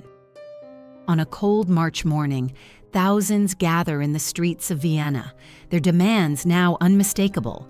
They want a constitution, an end to censorship, and a government accountable to the people. The shouts rise and linger like smoke over the city rooftops. Students from the university march in tight formation, their petitions held aloft. Workers join them, their grievances sharpened by years of economic hardship. Intellectuals and bourgeois citizens add their voices, lending credibility to what would otherwise have been dismissed as the noise of the poor. It is no longer a fringe movement, but a unified front, a force the government cannot ignore. As the crowds swell, the police and military grow uneasy. Orders from the palace are inconsistent, first to disperse the protesters, then to hold back, then to avoid confrontation altogether. The confusion leads to clashes in which shots are fired and blood spills on the cobblestones of Vienna. News of the violence spreads faster than the authorities can respond. Anger intensifies. Barricades rise. Government buildings become targets of the people's fury. Smoke begins to drift through the air, carrying with it the bitter scent of burning wood and fear. Vienna, usually so composed in its imperial dignity, is transformed into a city trembling under the weight of its own passions. Inside the Habsburg, panic takes root. Courtiers run through corridors once known for their quiet decorum. Messengers rush in and out with updates that grow more alarming by the hour, and guards move to secure entrances as if expecting the palace itself to be stormed. Ferdinand's advisors gather in hurried meetings, their faces pale as they weigh impossible decisions. Some fear that without a bold gesture, the monarchy will fall entirely. Others believe that yielding too much will fatally weaken the empire. And amid their arguments sits Ferdinand, bewildered and frightened. He asks questions no one wants to answer, questions filled not with political strategy but with human concern. Why are the people shouting? Has someone been hurt? Why are the ministers shouting at one another? Are we safe? Each question deepens the ache in those who witness his confusion, for they know the world expects answers he cannot give. Yet even in his uncertainty, Ferdinand demonstrates a kind of instinctive empathy. When informed of casualties among the protesters, he expresses genuine sorrow, murmuring prayers for the wounded. This gentleness, so natural to him, confounds his ministers. They need firmness, clarity, authority. But Ferdinand cannot transform himself into a ruler shaped for crisis. His limitations, once quietly managed behind palace walls, now stand starkly visible against the fierce demands of revolution. His advisors find themselves speaking more urgently, pressing him to sign decrees he does not fully comprehend, urging him to make proclamations with words they have carefully crafted. Every signature is a plea for stability. Every proclamation buys only hours before new demands emerge from the swelling crowds. As the crisis deepens, the ministers realize that the palace is becoming unsafe. Rumors spread that the revolutionaries intend to march on the Hofburg itself, to confront the emperor and force him to accept the full scope of their demands. The guards tighten their perimeter, but even they cannot guarantee safety. For the first time in his life, Ferdinand is told, gently but unmistakably, that he must leave his own palace. He must flee Vienna to avoid further escalation. The thought terrifies him. The Hofburg, with its gilded halls and familiar routines, is the only world he has truly known. Yet the urgency in the eyes of his wife, his mother, and his closest attendants convinces him that this is no ordinary instruction. They reassure him that he will return soon, that Vienna will calm, that this departure is merely a precaution. But Ferdinand senses that something far larger than precaution is guiding their haste. The palace becomes a whirlwind of rapid preparations. Attendants gather belongings with trembling hands. Advisors debate the safest route of escape. Guards prepare the carriages. Ferdinand moves through it all as if in a dream, clutching the arm of his wife for steadiness. Outside, the chants grow louder, the air thick with smoke and the restlessness of a city in revolt. The carriages wait near the palace gates, their horses uneasy, sensing the tension that fills the streets. And as Ferdinand steps into the first carriage, he takes one last look at the stone facade of the Hofburg, unaware that he is seeing it as emperor for one of the final times. The journey out of Vienna is fraught with fear. Though the ministers choose back roads where possible, the sound of distant crowds occasionally rises on the wind. Ferdinand sits quietly inside the carriage, his face pale, his hands clenched in his lap. His wife speaks softly, trying to comfort him, though her own fear is evident in her trembling voice. The countryside offers little solace. Every passing village seems caught between confusion and unrest. Rumors travel faster than carriages, and the people who gather to watch the imperial convoy pass do so with uncertain expressions. Some curious, some sympathetic, some angry. When the emperor and his entourage finally reach safety beyond the immediate reach of the revolution, a heavy silence settles over the group. Ferdinand's flight from Vienna becomes a symbolic moment for all who hear of it. For the revolutionaries, it is a sign of victory. The emperor has fled. The old order has been shaken. For the ministers, it is a sign of crisis. The monarchy has lost control of the imperial capital. For Ferdinand, it is a moment of profound dislocation. He sits in a foreign room, still lavish, still comfortable, yet feels the strange ache of displacement. He asks repeatedly when he will be taken home, unaware that home itself is no longer as he left it. In the days that follow, Ferdinand signs more decrees from afar, granting freedoms he barely understands, hoping each one will ease the suffering he imagines. But the ministers know that these measures, though necessary, are not enough. The empire is unraveling, held together only by the fading threads of tradition. And the emperor, gentle and overwhelmed, can no longer serve as the symbol of stability he was raised to be. We leave him now in exile from his own capital, sitting near a window in a foreign palace, trembling slightly as he listens for distant sounds that no longer reach him. Outside, Europe continues to burn with revolution, and within Ferdinand begins to grow the quiet dread that the world he was meant to guard is slipping irrevocably beyond his grasp. The quiet dread, settling within Ferdinand as he sits far from Vienna, becomes the silent thread binding the days that follow, days in which the weight of revolution presses against the empire from all sides, while the emperor himself drifts like a figure displaced from his own life. His temporary refuge, safe, orderly, arranged with all the comforts expected for royalty, offers him little solace. For it is not the Hofburg. It is not the familiar sequence of rooms and routines that defined his existence since childhood. Here, the servants walk with steps unfamiliar to him. The walls echo differently, and the landscapes beyond the windows seem both wider and lonelier than anything he has known. Each morning he wakes with the hazy expectation that he will soon return home, and each evening ends with the whispered reassurance from those around him that conditions in Vienna must first calm.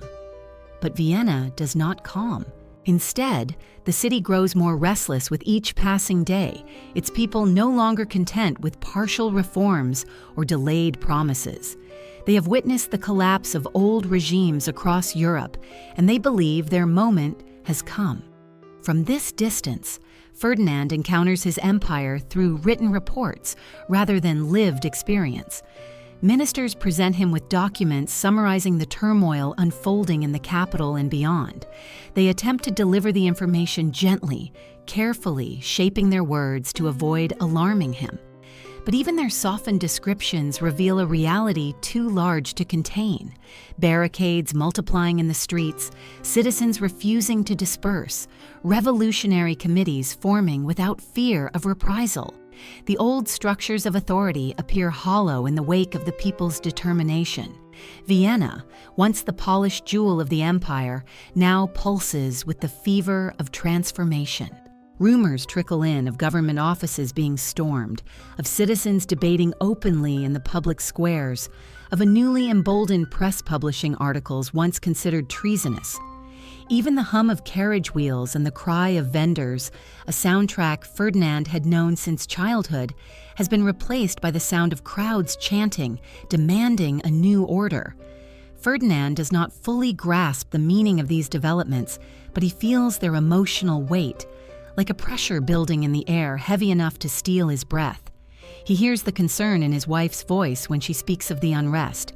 He notices the way ministers avert their eyes when they mention Vienna, and he senses deep in his chest the unsettling truth that the world no longer bends to the silent rules that once governed it. What troubles him most, though he cannot articulate it, is the growing realization that people are suffering, that anger has become a language for those whose voices were too long ignored. He asks repeatedly whether the people are safe, whether more blood has been spilled, whether signing another decree will help.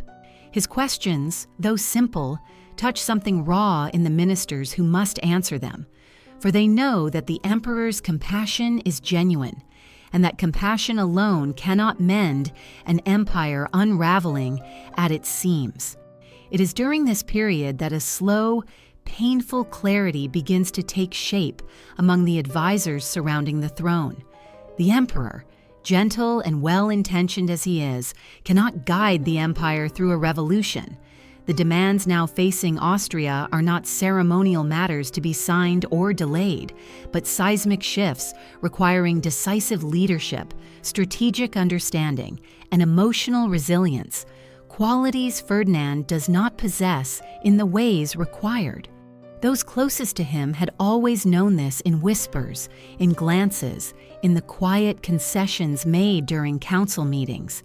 But now the truth stands exposed, undeniable, illuminated by the flames burning in the streets of Vienna. And so, behind closed doors, discussions begin that would have once been unthinkable. Discussions not about policy or reform, but about succession.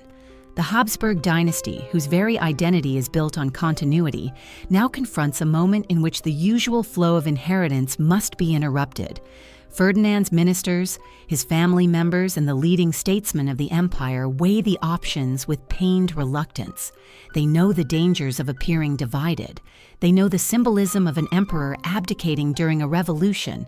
But they also know that delaying the inevitable could tear the empire apart entirely.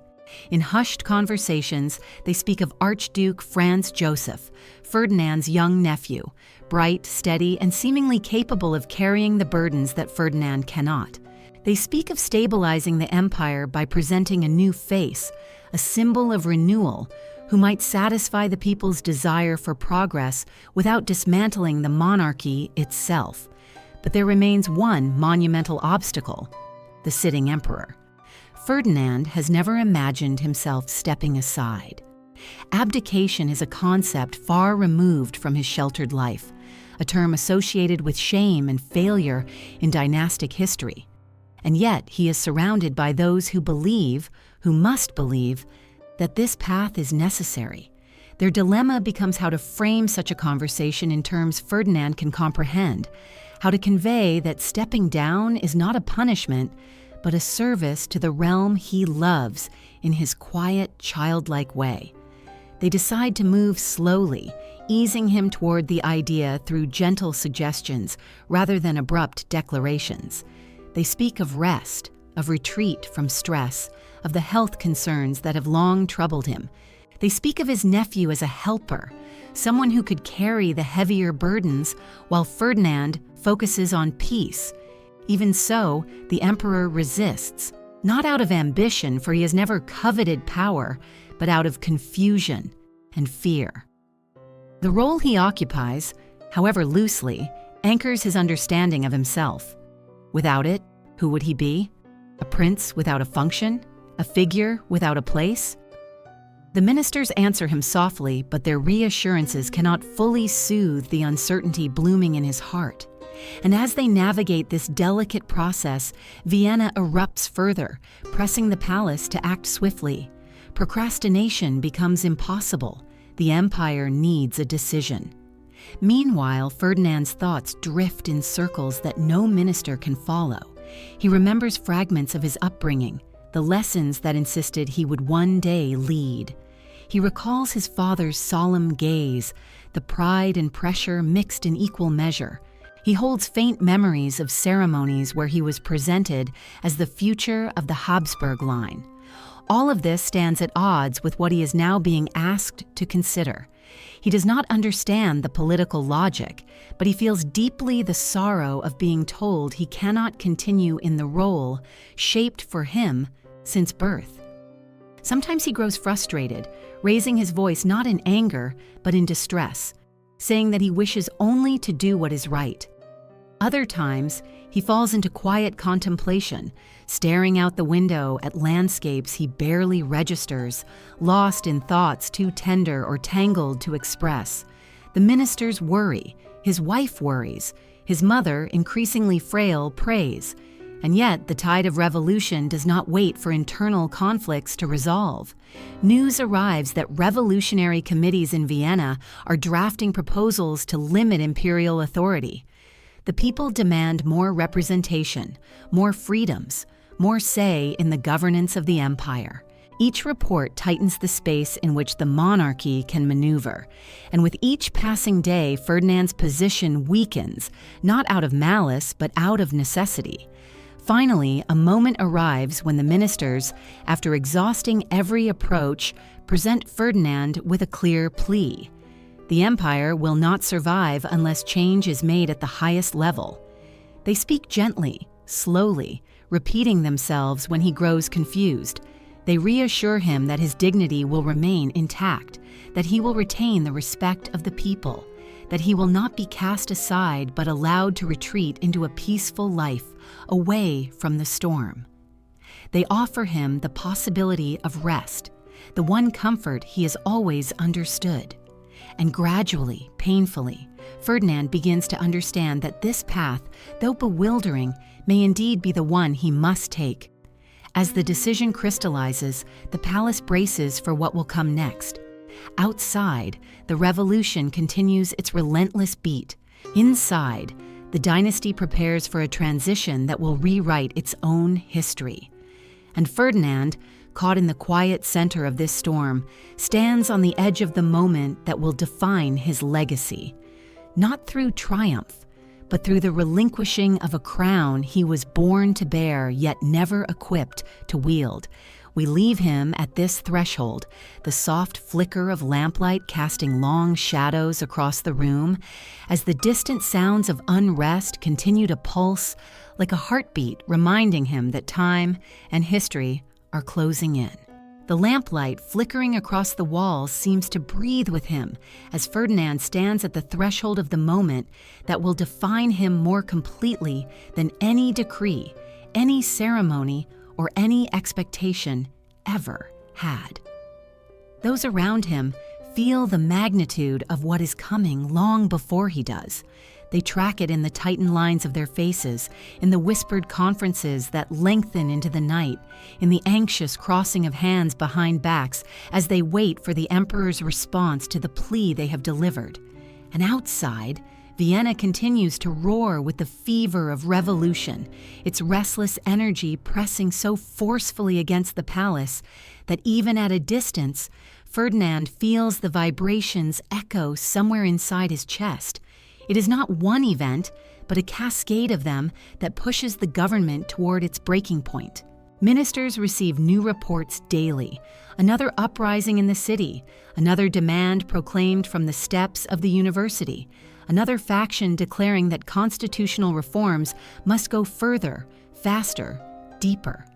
Students argue passionately in the streets. Workers gather in numbers unimagined just months before. Citizens debate openly in cafes once known for quiet elegance. All the old assumptions, hierarchy, obedience, deference, seem to be dissolving. And within this dissolution lies the truth that has become increasingly impossible to deny. The emperor cannot guide the empire through upheaval. His frailties, once contained within the palace, have become metaphors for the fragilities of the state itself. As the imperial household relocates from Vienna to safer quarters, the ministers set about the painful work of preparing Ferdinand for the abdication they know must come. They approach it gently, in steps so small that Ferdinand scarcely notices them at first. They speak of the stress he has suffered, of the toll the revolution has taken on his health. They mention how his young nephew, Franz Joseph, has grown capable beyond his years, ready to assist with the burdens that weigh so heavily upon him. And slowly, with each conversation, the shape of their intent becomes clearer, though Ferdinand cannot yet articulate what he senses. His heart feels heavy, his thoughts confused. He asks whether he has failed, whether the people are angry with him, whether he has brought harm by trying to do what was right. His attendants comfort him with soft tones, assuring him that none of this is his fault, that he has always acted with kindness, that the world is simply changing in ways no single ruler could withstand. But these reassurances, though given with sincerity, do not erase the sorrow that settles into him. For all his life, Ferdinand had understood, however dimly, that he was born to serve as emperor. The idea had been woven into every lesson, every ceremony, every expectation placed upon him. He had grown into the role as much as he could, guided by tutors and advisors who protected him from harsh truths and complicated decisions.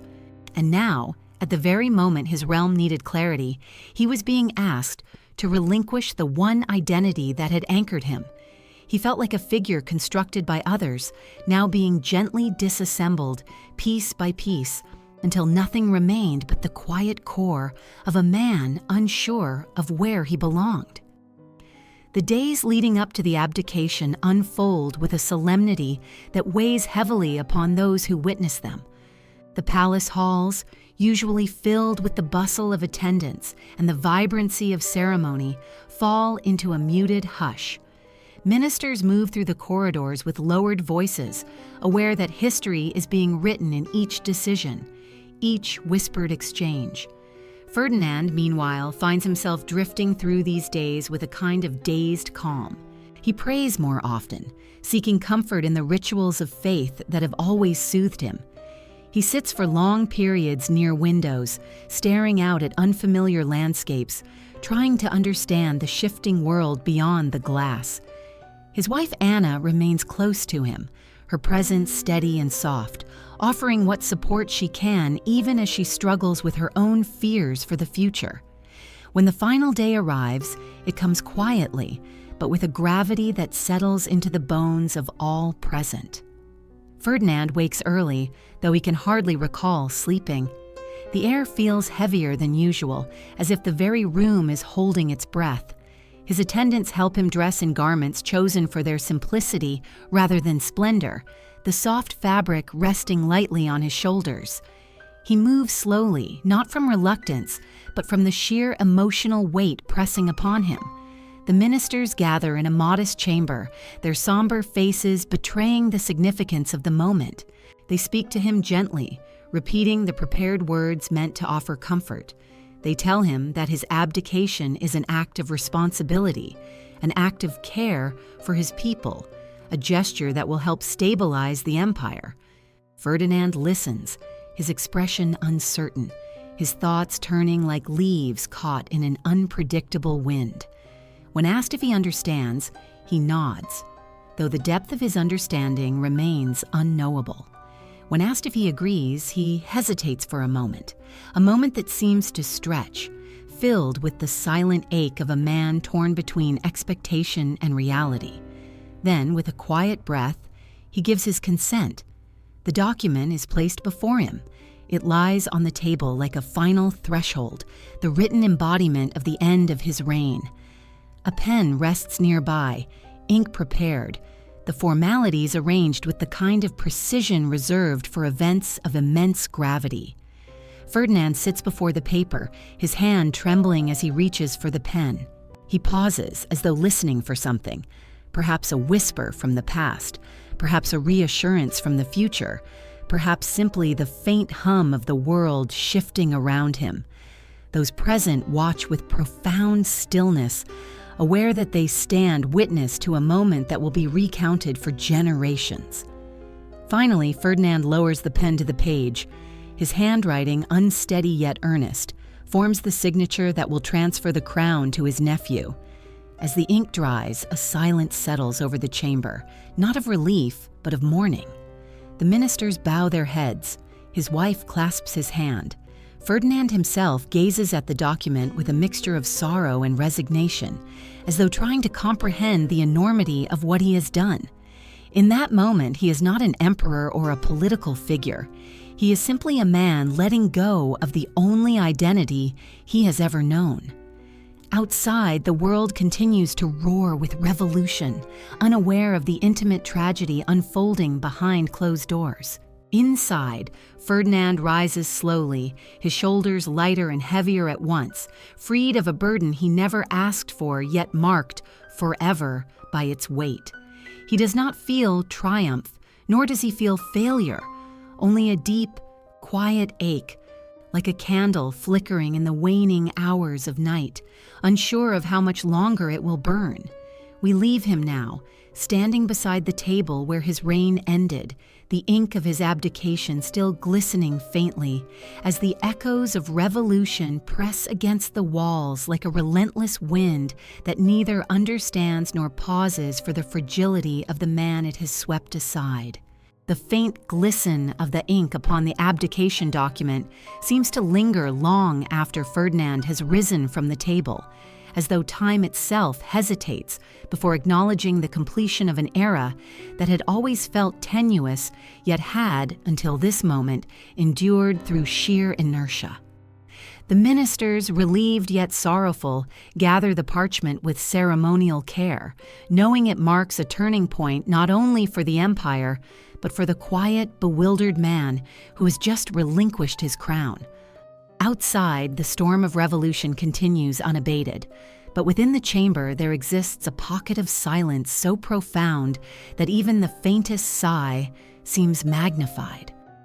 Ferdinand stands uncertainly, as if waiting for someone to explain what comes next, and though many words will be spoken to him in the hours that follow, none can truly illuminate the strangeness of stepping out of the role he had inhabited, however imperfectly, for so many years. In the immediate aftermath, the palace becomes an orchestrated flurry of movement. Attendants, advisors, and members of the imperial household proceed with the delicate task of transitioning from one sovereign to another. Archduke Franz Joseph, young and resolute, is prepared for the sudden weight of leadership thrust upon him. He's been tutored for years in statecraft, discipline, and duty, and though he cannot fathom the full magnitude of the burden awaiting him, he carries himself with the poise expected of a new emperor. For those orchestrating the succession, Franz Joseph represents hope, direction, and the possibility of restoring stability to an empire trembling under revolution's touch. Yet even amid the formalities, their eyes drift toward Ferdinand. His soft confusion, his gentle demeanor, and something in them falters, recognizing the quiet tragedy woven into this moment. Ferdinand, meanwhile, tries to anchor himself within the shifting landscape of his life. He asks questions, some simple, others strangely profound. Where will he live? Will he still be addressed as emperor? What will happen to the people in the streets? His attendants reassure him, though their answers lack the certainty he seeks. They tell him he will remain an honored member of the imperial family, that he will not be forgotten, that he will now have the rest he deserves. And though these words are meant to comfort him, they drift through him like distant echoes, unable to fully root themselves in his understanding. The hours after the abdication blur into a series of quiet transitions. Ferdinand returns briefly to his chambers, now filled with an atmosphere both familiar and altered. The portraits on the walls seem unchanged, yet they gaze down with what feels like new solemnity, as if witnessing his departure from their long lineage. His personal belongings are gathered by attendants who move with reverence, handling each item as though aware that they are touching the remnants of a life that no longer fits the mold of the future. Ferdinand watches them without protest, occasionally lifting an object to examine it. An old prayer book, a small keepsake, a document from earlier years, before setting it down again with the soft resignation of someone who knows he must move forward even without fully understanding why. Meanwhile, the ministers proceed to proclaim the new emperor. Outside, the news travels quickly. Crowds react with a mixture of hope, skepticism, and curiosity. Some view the change as a necessary step toward reform. Others fear it is a strategic maneuver to preserve the monarchy rather than embrace true change.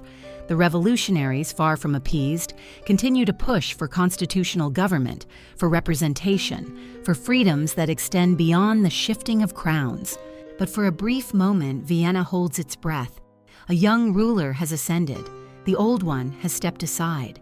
And though the streets remain charged, the imperial transition carries a symbolic power that cannot be dismissed. For Ferdinand, however, symbolism plays little role. What he feels most acutely is a quiet sense of displacement. He is escorted away from the palace, in which he will no longer reign, to begin a retreat from public life. The carriages that carry him from Vienna travel through roads that echo faintly with the distant rumble of unrest. Ferdinand watches the passing fields with a strange mixture of relief and sorrow, sensing that he is leaving behind not only his sovereignty, but also the very center of the world he once knew. He hears the soft voices of those traveling with him, some offering comfort, others discussing logistics. But these words fade easily into the rhythm of the carriage wheels. His thoughts drift instead toward moments he cannot articulate. The coronation long ago, the lessons with tutors who spoke slowly so he might follow, the ceremonies at which he stood solemnly, though unsure of what the gestures meant. And now, all of it seems to vanish behind him like footprints erased by a sudden wind. When he arrives at his place of refuge, Prague, that quiet city where his life will soon settle, Ferdinand encounters a world vastly different from the opulence of the Viennese court. The palace provided to him is still grand, but there is a softness to its atmosphere absent from the charged halls of the Habsburg. The air feels calmer. The corridors echo gently, rather than with the tension of political urgency. The staff members speak with more warmth and less calculation. And as Ferdinand steps into his new residence, he feels the faint stirrings of something that had eluded him for much of his reign. Peace. A peace tinged with melancholy, yes, but also with a surprising tenderness, as though the world itself is offering him a space to simply exist without the crushing expectations that once shadowed his every movement. But even as he breathes more freely, memories of the abdication continue to press at the edges of his mind. Moments return to him unexpectedly. The weight of the pen in his hand, the solemn faces of those who witnessed his signature, the quiet murmur of his wife telling him he had done what was needed. He brings these memories to prayer, seeking clarity in the soft flickering of candle flames. Sometimes he wonders whether he disappointed those who believed he could be emperor. Other times, he wonders whether he disappointed God. Yet through these questions rises a gentler truth. Ferdinand has always sought to do what he believed was right, even if others saw him as inadequate. His heart, though fragile, carried a sincerity that no revolution could dismiss. It is also in these early days after his abdication that the contrast between Ferdinand's nature and the world he once governed becomes unmistakably clear. Those who visit him, courtiers, relatives, advisors, remark quietly on the change in his demeanor. Without the pressures of leadership, he appears lighter, more at ease, more capable of engaging with the small joys that always soothed him. Music, quiet walks, simple conversations. Even his speech becomes clearer at times, his thoughts more steady, as though the removal of imperial burdens lifts some internal fog. And they realize, perhaps for the first time, that Ferdinand is not a failed emperor, so much as a man deeply unsuited to the harshness of political life. His abdication, rather than an act of weakness, becomes a reflection of an inner truth that no ceremonial crown could conceal. Yet even this emerging peace contains unresolved threads. For outside Ferdinand's new home, the empire continues to shake. The revolution does not end with his departure. It evolves, challenges the new emperor, pushes Austria toward its next chapter. Ferdinand remains aware of this, though only distantly. He listens when visitors speak of the ongoing turbulence, but the details slip through him like water through open fingers. He prays for his nephew. He prays for the people. He prays for stability. And always, somewhere deep within him, he carries the faint ache of a life shaped by forces he could never command, a life defined by birth, expectation, and an empire that demanded from him more than he could ever give. We leave him now standing in a quiet room of his new home in Prague, gazing at the softened light that falls through tall windows, unaware that this city, far from Vienna's roar, will become the place where he rebuilds himself slowly, gently, and in a manner truer to who he has always been. The softened light falling through the tall windows of Ferdinand's new residence in Prague settles upon him with a tenderness he has rarely known, as though the very air is attempting to soothe the fractures left behind by years of expectation, ceremony, and the abrupt end to his reign. This sanctuary, removed from the ceaseless noise and political turbulence of Vienna, becomes the landscape upon which the next chapter of his life unfolds. A chapter not defined by power, but by the slow unraveling of the burdens he once carried. And yet, the transition into this quieter existence is not immediate. For though the palace surrounding him offers calm and structure, Ferdinand's heart still trembles with the aftershocks of abdication, a decision that continues to ripple through his thoughts, even as he tries to settle into new routines. The first weeks in Prague unfold like a soft twilight in his memory, gentle, familiar, yet tinged with an indistinct sorrow. Ferdinand finds himself wandering through unfamiliar corridors, pausing often before windows that overlook gardens he's never explored, or courtyards where the footsteps of attendants echo with a different rhythm than those he knew in Vienna. The novelty unsettles him at first. He asks questions repeatedly. When will he return to Vienna? When will his duties resume? Has Franz Joseph visited the palace today? Each question is answered gently, with reassurances that Vienna is still unsettled, that he must rest, that everything is being managed without need for his involvement. Gradually, these answers begin to settle into him, forming a quiet acceptance that grows with each passing day. Though Prague offers refuge, it also forces Ferdinand into a space where he must confront the vast emptiness left behind by the role he no longer occupies. For years, his days were shaped by rituals imposed upon him. Meetings, ceremonies, signatures, audiences, moments in which his presence was required even if his understanding was partial. Now, those rituals vanish, and in their absence, he must learn to navigate the open expanses of unstructured time. At first, this unstructured time feels disorienting. He wakes before dawn out of habit, expecting attendants to arrive with documents requiring his approval. When none appear, he waits in silence, listening to the faint hum of morning activity beyond his chambers. He sits at his desk, fingers brushing over its surface, half expecting a quill to be placed into his hand. And when nothing comes, he rises and wanders aimlessly, as though searching for something lost. It is in these moments of wandering that Ferdinand begins, slowly and unknowingly, to discover parts of himself long overshadowed by the machinery of monarchy. He finds solace in the gardens, where the gentle rustle of leaves and the soft movement of birds calm the restlessness within him. He listens to the rhythm of fountains trickling in the courtyards, their sound steady and soothing. He lingers in the chapel, drawn to the familiar scent of incense and the flicker of candles that remind him of childhood prayers. And though he does not articulate it, these moments of stillness begin to shape a new kind of life for him, one defined not by decisions, but by the quiet experience of being. Yet healing is uneven, and Ferdinand's inner landscape remains complicated. At times, he feels a pang of longing for Vienna, not for its political demands, but for the familiarity of its walls, its routines, its sounds.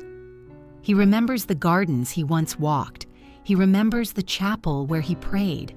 He remembers the corridors where he moved, as though part of the palace itself. Sometimes, he speaks aloud to attendants about memories of his reign, describing moments in ways that soften their difficulty. He recounts his coronation with a tone of wonder, as though recalling a distant dream. He speaks of meetings with foreign dignitaries with gentle pride, even if his understanding of those meetings was incomplete. These reflections are not attempts to reclaim power, but to hold close the fragments of a life that, for all its strain, defined him deeply. His wife Anna becomes his steady companion in these early months. She encourages him to take daily walks, to attend private concerts hosted for him, to enjoy the softness of life away from court. Her presence, calm and warm, becomes a stabilizing force. She speaks gently to him, listens patiently, and reminds him often that he is safe. Their relationship, built on mutual care rather than regal duty, deepens in this quieter setting. Those who observe them speak of Ferdinand's relaxation whenever she enters the room, the way his expression softens, the way his hands stop trembling. In her company, he seems to find a sense of belonging he rarely felt as emperor. But even as Ferdinand finds pockets of peace, the political landscape beyond Prague continues to shift, often in ways that trouble him even if he does not fully grasp their importance. Reports trickle in of ongoing uprisings in the empire's far regions, of constitutional debates in Vienna, of shifting alliances and tense negotiations. Occasionally, a visitor from the imperial court arrives, offering updates on Franz Joseph's actions, describing reforms undertaken or crises averted. Ferdinand listens with a mixture of pride and sadness, pride for the young emperor who now carries the burdens he once held, sadness because each update reminds him of a world from which he has been gently but irrevocably removed. He asks at times whether the people in Vienna are happier now, whether the riots have ceased, whether peace has been restored. His visitors answer cautiously, aware that the full truth would trouble him. They tell him the empire is stabilizing, that the people are hopeful, that Franz Joseph is working to bring order. These reassurances calm Ferdinand, though their accuracy varies. He believes them because he wants to believe them, because the idea of the empire in turmoil weighs heavily on his sensitive heart. Gradually, Ferdinand's focus turns more fully toward the life unfolding around him rather than the one he left behind. He develops routines that bring him comfort: morning prayers in the chapel, leisurely walks in the garden, afternoons spent listening to music played softly in the corner of a sunlit room. He takes an interest in simple domestic matters, asking about the health of servants, the progress of the kitchen gardens, the state of the palace grounds. His world contracts into a space he can manage, a space shaped not by public duty but by gentle curiosity and familiar rhythms. In time, those who care for him observe a transformation. The restless energy that filled him in the aftermath of abdication softens. His speech becomes steadier. His mood, though still fragile at times, grows more balanced. He laughs more often, lightly, unexpectedly, especially during walks when a change of season brings new colors to the trees, or when a piece of music stirs something warm in him. It becomes clear that the absence of political responsibility has freed him in ways subtle yet profound, allowing the person beneath the crown to emerge more clearly than ever before. And yet, the shadow of his abdication does not disappear entirely. Some evenings he sits by the window in the fading light, his gaze distant and unfocused. He asks quiet questions. Did I do everything I was supposed to do? Did I help the people? Was it wrong to leave? The attendants who hear these murmurs answer gently, assuring him that he acted with courage, that the empire needed change, that stepping aside was an act of love, not failure. Their responses are tender, but Ferdinand's eyes often remain clouded with something like yearning, as though he is searching for a meaning he has never been able to grasp. Still, as weeks turn to months, Prague begins to feel less like a refuge and more like a home. The city's gentle rhythm, its narrower streets, its quieter atmosphere all suit Ferdinand in ways Vienna never could. The weight that once pressed on him, expectations he could not meet, responsibilities he could not comprehend, hints at lifting, leaving behind a man learning slowly to live in a world that demands nothing from him but his presence. The transformation is subtle yet unmistakable. Ferdinand, once an emperor shaped by the fragile tension between duty and incapacity, becomes simply Ferdinand, a man whose life at last begins to belong to him. We leave him now in the peaceful embrace of his new home, unaware of how deeply this shift will influence the rest of his years, as the soft Prague evening settles around him like a long-awaited balm for a soul that had endured more than anyone truly knew. The peaceful embrace of Ferdinand's new home in Prague settles more firmly around him as the seasons turn, each one easing another weight from his shoulders, each one softening the lingering tremors of confusion that followed him from Vienna. What begins as a refuge gradually grows into a quiet rhythm of life, a rhythm shaped not by decrees or councils, but by the gentle flow of days in which Ferdinand finally tastes something resembling freedom. Freedom not in the political sense, which he never sought, but freedom from expectation, from scrutiny, from the pressure to embody a role that had always felt too large for him. Prague, with its narrow lanes and distant bells, becomes a city that neither demands nor judges, a place where he can drift through his hours without the sharp edges of court politics unsettling his thoughts. But the path toward this tranquility is neither straight nor free of shadows. In the early months following his abdication, Ferdinand's life remains tinged with an uneasy awareness that the world he left behind continues to twist and shift in unpredictable ways. News from Vienna reaches him often, sometimes in the form of official updates delivered by envoys, other times as quiet reports whispered by attendants who think he may not fully understand.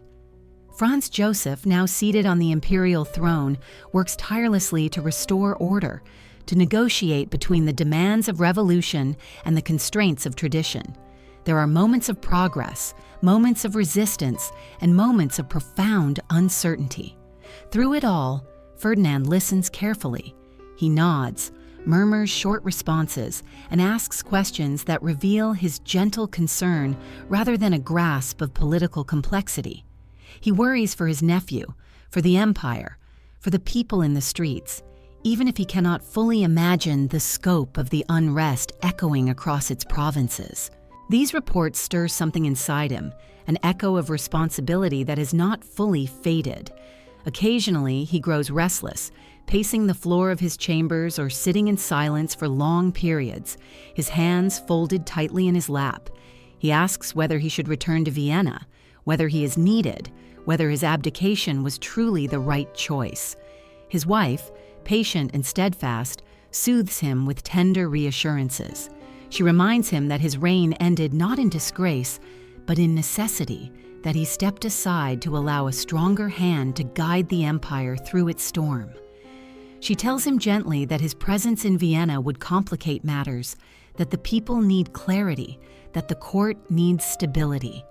And gradually, Ferdinand accepts this, returning to the slow rhythm of his new life, though the echoes of his past linger like faint shadows along the edges of his days. It is during one of these difficult periods, when memory, fear, and uncertainty pull him back toward the life he left behind, that Ferdinand begins to embrace the routines that will shape his quieter years. He finds comfort in simple habits, rising at the same hour each morning, taking breakfast in a small sunlit room overlooking the gardens, walking slowly through the palace grounds, while attendants follow at a respectful distance. Nature becomes his solace. He takes note of the changing colors of leaves, the patterns birds trace in the air, the way water in the fountains catches the afternoon light. These are details he seldom noticed during his reign, when every day was a carefully orchestrated sequence of obligations.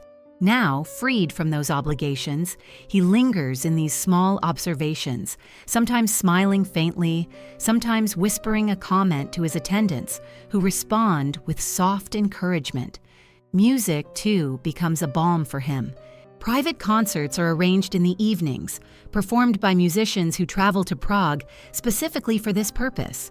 Ferdinand sits quietly, his hands folded, as violins, cellos, and soft horns fill the chamber with melodies both somber and uplifting. Music stirs something deep within him, something beyond words, illuminating corners of his heart that remain untouched by confusion. Those who watch him during these performances note how his expression softens, how his posture relaxes, how his breathing becomes steady. Music, more than conversation or ceremony, seems to offer him a space where he can simply be, unburdened, unobserved, wholly human. He also rediscovers a fondness for small domestic details, those gentle curiosities that once slipped past him amid the overwhelming structure of imperial life. He asks about the household cats, remarking with childlike wonder when one curls itself near the fireplace. He takes interest in the food prepared for him, praising dishes with warm sincerity.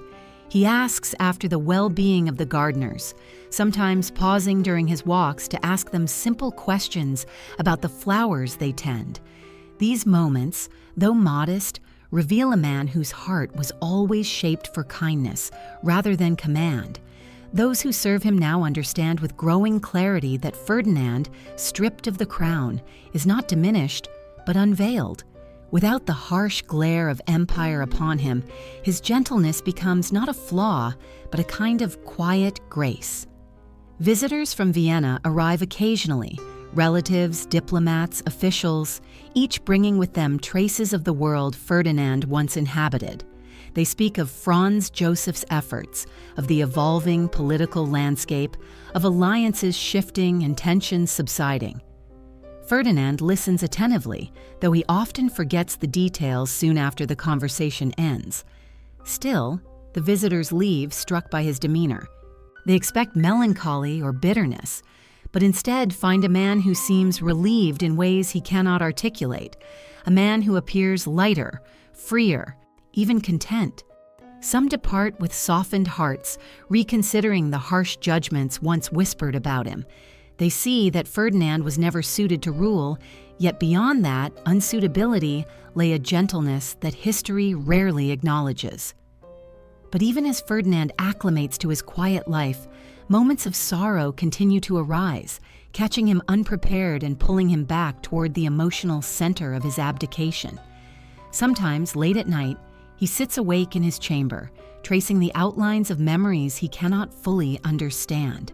The coronation, the crown's weight, the echo of applause returns to him like a distant dream he cannot reconcile with the man he is now. The signatures he placed upon documents, the ceremonies he attended, the formal audiences where he spoke lines rehearsed but not comprehended, all drift through his mind like scenes from a theater whose purpose has been forgotten. He wonders whether he disappointed those who believed in him. He wonders whether the empire remembers him with kindness or frustration. These questions linger, unanswered, yet they do not overwhelm him as they once might have. The serenity of Prague, the steadiness of those who care for him, the daily rhythms that anchor his thoughts, all gently pull him back toward peace. As years begin to unfurl, Ferdinand's life settles more firmly into this quiet pattern. Birthdays pass, marked not with grand celebration, but with modest gatherings of family and close attendance.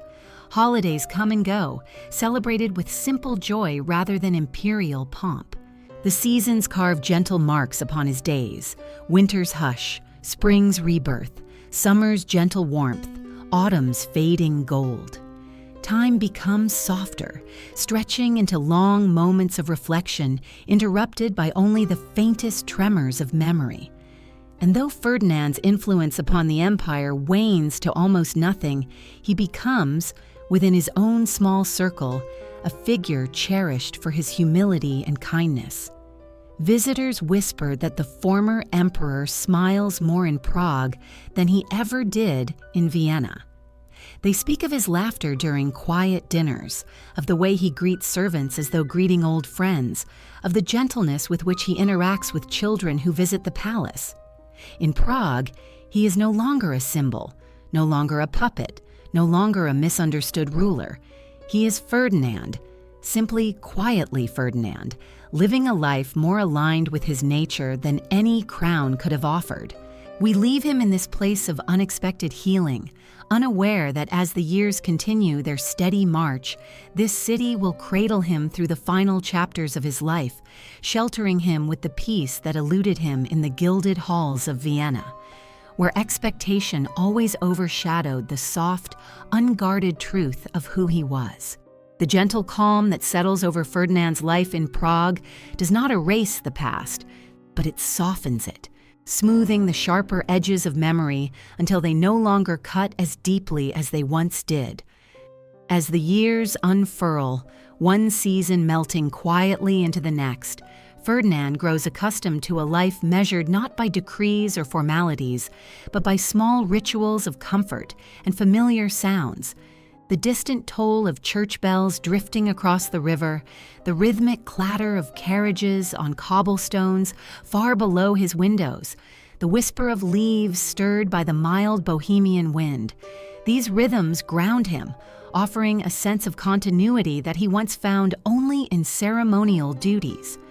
Now, without the weight of those duties, the continuity feels gentler, more humane, no longer a demand but a quiet reassurance that time will carry him forward at a pace his heart can bear. In these middle years of his retirement, Ferdinand settles into habits that soothe him. Each morning he wakes early, often before the servants have fully begun their tasks, and walks slowly to the window to watch dawn spread itself over the city's rooftops. There is something about the faint, pale glow that comforts him, perhaps because it mirrors the tentative way he has learned to inhabit his own life. Breakfast follows in a small chamber with a modest view of the gardens. He enjoys simple foods, warm bread, soft cheese, stewed fruit, and expresses heartfelt gratitude for each meal, as though every dish were prepared specifically to comfort him. The attendants, many of whom have grown deeply fond of him, respond with warmth, sensing that their presence offers him a stability he still occasionally needs. His days often include long, unhurried walks in the palace gardens. The gardeners, who tend the grounds with quiet devotion, greet him with gentle bows or nods. Ferdinand, in turn, asks them questions that reveal his enduring curiosity, even if the questions sometimes drift into topics unrelated to their work. He pauses to admire the shape of a flower, the pattern of a stone path, the quiet trickle of a small fountain. These simple beauties calm him, and he lingers near them as though absorbing something restorative that runs deeper than words. Sometimes he stops abruptly to watch a bird building a nest or to trace the lines of bark on a tree. These are moments no emperor would have been allowed to savor, yet they form the tapestry of Ferdinand's new existence, a tapestry woven from details too soft and too humble to have belonged to court life. In the afternoons, he often retreats to a private study where he engages in activities that once felt beyond his reach. He attempts to read, though his attention wanders. He listens to music, letting the melodies wash through him. He sometimes draws simple sketches of the gardens or objects that catch his interest. These drawings, though rudimentary, bring him quiet joy. Attendants occasionally discover them tucked into books or left on tables and preserve them carefully, aware that they offer rare glimpses into the inner world of a man who has lived most of his life under observation. Evenings in Prague bring their own rituals. Music remains central to Ferdinand's peace. Chamber musicians perform for him regularly, filling the softly lit salons with gentle harmonies that drift into the corridors like incense from a distant altar. Ferdinand listens with rapt attention, sometimes closing his eyes to absorb the full tenderness of the notes. There are moments when a particular melody brings a faint shimmer to his gaze, as though awakening memories too delicate to rise fully to the surface. The musicians, aware of his love for music, choose pieces that soothe rather than stir turmoil, though occasionally a more somber composition seems to resonate with the quiet sorrow that still lives somewhere within him. Despite the tranquility of these days, Ferdinand's life in Prague is not without its shadows. There are times when confusion still finds him, moments when he forgets whether it is morning or evening, when he repeats questions without realizing it, when he grows unsettled by sudden changes in routine. His attendants, experienced and compassionate, understand these moments and guide him through them with patience. Their gentleness is perhaps the greatest gift he receives in this period of his life, for it allows him to navigate the dim corridors of his own uncertainty without fear or shame. There are also nights when restlessness troubles him. He wakes from dreams he cannot recall, but which leave him with an uneasy feeling, as though something unresolved stirs beneath the surface of his memory. On these nights, he sometimes wanders into the quiet halls of the palace, accompanied by a concerned attendant who helps him find his way back to calm. He speaks softly about Vienna, about responsibilities he no longer bears, about people he thinks he must help, though he cannot remember their names. These moments reveal that the imprint of his former role remains etched within him, faint but not fully erased. And yet, even in these moments of confusion, there is no anger, no resentment, only a gentle ache, like a distant bell tolling from across a river, a reminder of a life both lived and lost. Visitors continue to arrive from time to time, though less frequently as the years pass. Relatives bring news of the imperial family, and Ferdinand greets them with warmth and curiosity, even if he does not always remember previous visits. Diplomats and officials call on him out of respect, bringing gifts or messages that acknowledge his place in the dynasty's history. Ferdinand listens politely, offers kind words, and seems genuinely touched by their regard. But once the visitors depart, he rarely dwells on their messages. His world has become smaller by choice and by nature, not in a way that diminishes him, but in a way that aligns more closely with the contours of his mind and heart. His relationship with his wife Anna remains one of the central pillars of his life. She understands him better than anyone else, recognizing when he needs solitude, when he needs reassurance, when he feels lost, and when he is content. Their companionship deepens with time, shaped by affection rather than duty. Anna reads to him in the evenings, chooses gentle music for him, and sits beside him during prayers. In return, Ferdinand expresses his gratitude in small gestures, a soft smile, a whispered blessing, a gentle touch of her hand. Their love becomes a silent conversation that does not rely on complexity or eloquence, but thrives on presence, patience, and tenderness. As Ferdinand settles more deeply into the quiet rhythms of Prague, the world beyond him continues its relentless transformation. Political upheavals rise and fall. Wars stir along the edges of Europe. Franz Joseph's reign evolves, marked by both triumphs and immense challenges. Yet these distant events reach Ferdinand only as faint echoes. He acknowledges them when told, offers simple prayers for peace, and then returns to the small details of his own life. The empire he once governed becomes less a place of responsibility and more a distant tapestry woven by others, admired, respected, but no longer part of the fabric of his daily existence. The years in Prague begin to shape Ferdinand in ways subtle yet profound. He becomes calmer, more contemplative, more attuned to the quiet signals of his own mind.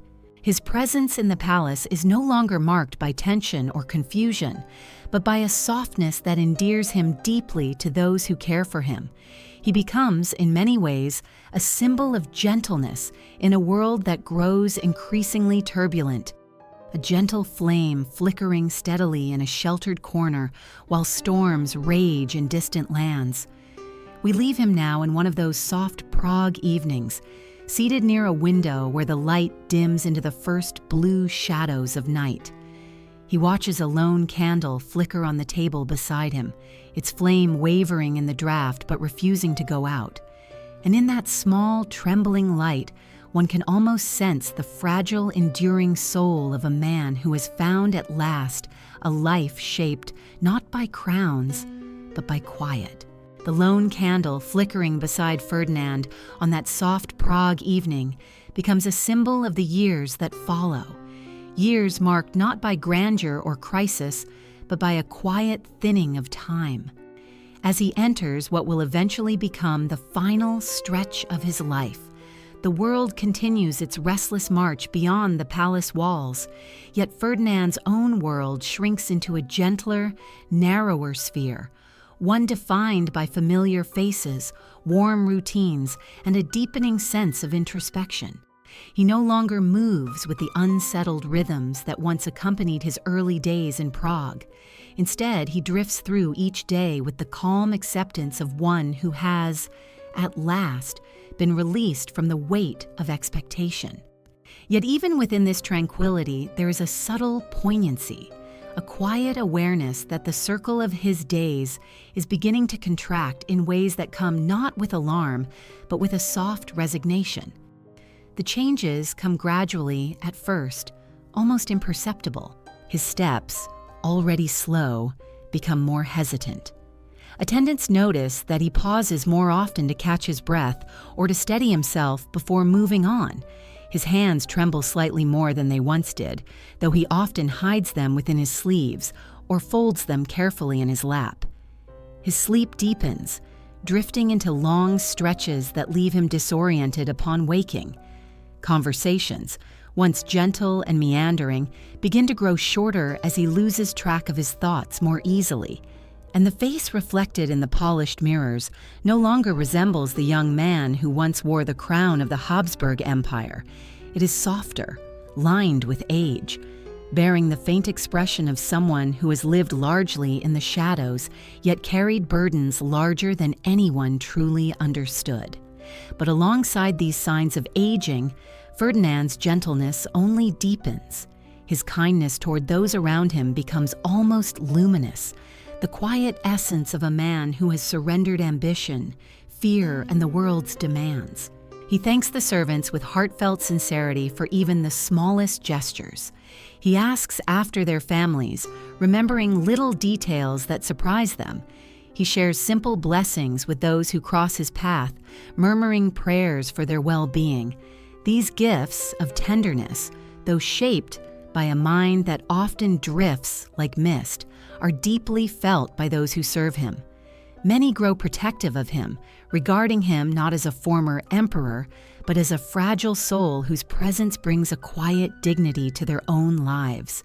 His days settle into an increasingly gentle routine. Morning brings soft light drifting through the curtains, waking him slowly.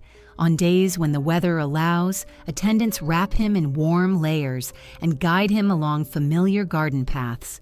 He walks more slowly now, often pausing to rest on a bench or to observe a patch of sunlight warming the stone.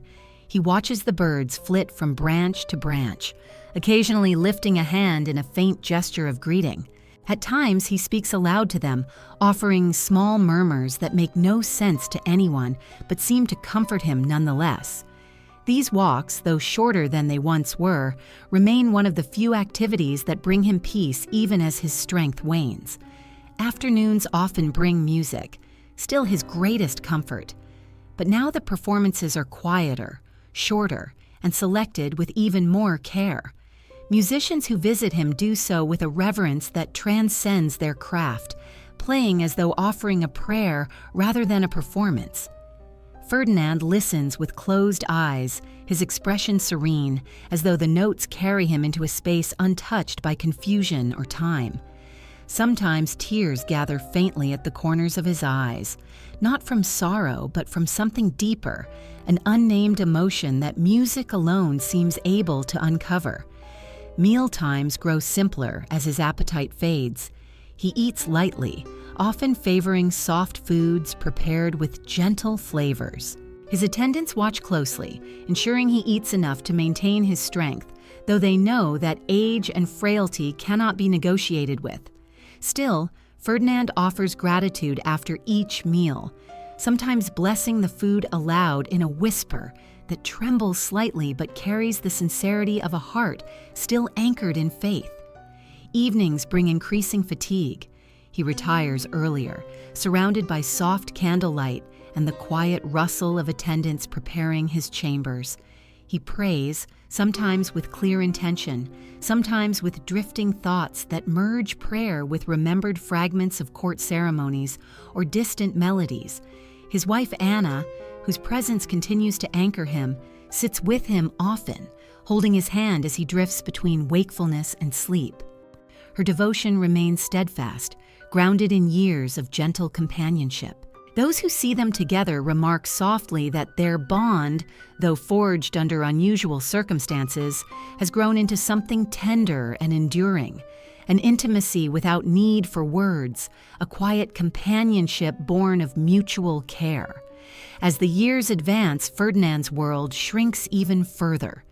He spends more time indoors, resting in a large upholstered chair near the windows, where he can watch the seasons change without venturing into the cold or the heat.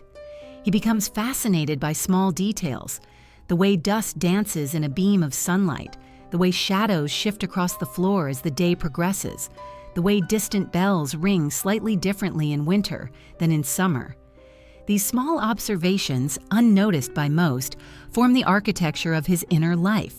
Visitors become fewer, partly because Franz Joseph's reign grows busier, partly because Ferdinand himself grows too frail to withstand long conversations. But those who do visit remark upon the quiet dignity that surrounds him, as though the fragility of age has given his presence an almost ethereal quality. They sit with him in silence, feeling no need to fill the air with words. Ferdinand smiles at them, sometimes struggling to find the names that once came easily, yet offering warmth that makes the forgetting seem almost irrelevant. And while the empire continues to transform, navigating wars, reforms, shifting borders, and the restless pulse of a new century, Ferdinand remains untouched by these changes, except in the brief mentions brought to him by visitors. He listens, nods politely, and then returns to the quiet world of Prague, where time seems to move not in years, but in gentle breaths and soft transitions. The turbulence of the world no longer concerns him. His thoughts turn instead toward the rhythms of prayer, the warmth of sunlight on his hands, the comforting presence of those who care for him. Yet even as his world grows smaller, it becomes increasingly precious. There are moments of clarity when Ferdinand seems to awaken from the haze of age, speaking with surprising coherence about events long past. He recalls details from his youth, moments so specific and tender that those listening feel as though they are witnessing the unveiling of hidden chapters of his life. He may describe a childhood memory, a scene from the palace, a kind word spoken by a long-departed relative. These moments are fleeting, like brief flashes of sunlight breaking through thick clouds, but they offer glimpses into the quiet, observant mind that always lived beneath his limitations. As his strength wanes, Ferdinand's attendants notice an increasing stillness in him. He spends more time watching than speaking, more time listening than responding. His breaths grow softer, his movements slower. And though he sometimes asks questions that reveal confusion about Vienna, about duties he no longer holds, about people long gone, his tone remains gentle, never fearful.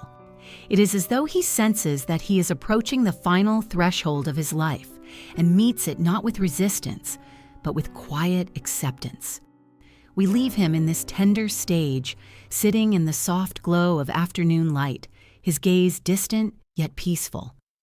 The world outside trembles with the tensions of a changing age, but Ferdinand's inner world has grown so still, so delicate, that even the faint stir of wind outside his window seems like a distant echo.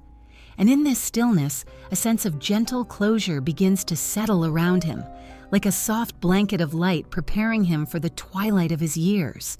The soft blanket of light that settles around Ferdinand in these twilight years grows gradually heavier, not with darkness, but with the tender weight of a life slipping gently toward its quiet conclusion. As his strength wanes and his world narrows further still, time begins to move with a different rhythm, a slow, careful unfolding that seems to honor the fragility of his breaths. Those who attend to him observe this shift with a mixture of sorrow and reverence, aware that they are witnessing the final arc of a life shaped as much by circumstance as by intention. There is no sudden decline, no dramatic moment of collapse. Instead, Ferdinand's final years unfold like a candle's flame, thinning in steady, trembling intervals, each day a little quieter than the last, each moment holding a softness that seems almost sacred. In this late stage of his life, Ferdinand spends most of his hours in a large armchair placed near a tall window, the same window where he once watched the shifting seasons with mild curiosity. Now he sits there not out of habit or preference, but because gazing outward provides the one form of engagement that does not tire him. He watches the clouds drift across the sky, the way their shapes change moment by moment. He observes the shadows of branches swaying gently against the stone of the courtyard. He listens to the distant tolling of the city bells, their sound softened by distance into something mournful and soothing. Though his eyes have grown dimmer, he continues to search the horizon with a look that mingles peace with something like longing, as though waiting for a sign he cannot name. He speaks less now. Words come to him with more difficulty, often emerging as fragments or whispered syllables. His attendants, well versed in interpreting the subtle language of his gestures, respond with the patience of those who understand that meaning need not always be conveyed through speech. When he lifts a hand ever so slightly, they adjust his blanket. When he gazes toward the door, they understand he wishes for Anna and summon her without question. And when he murmurs a prayer half-formed and half-fading, they sit quietly beside him, creating a space in which even the most fragile utterances can find rest. Anna's presence becomes a constant in these final years.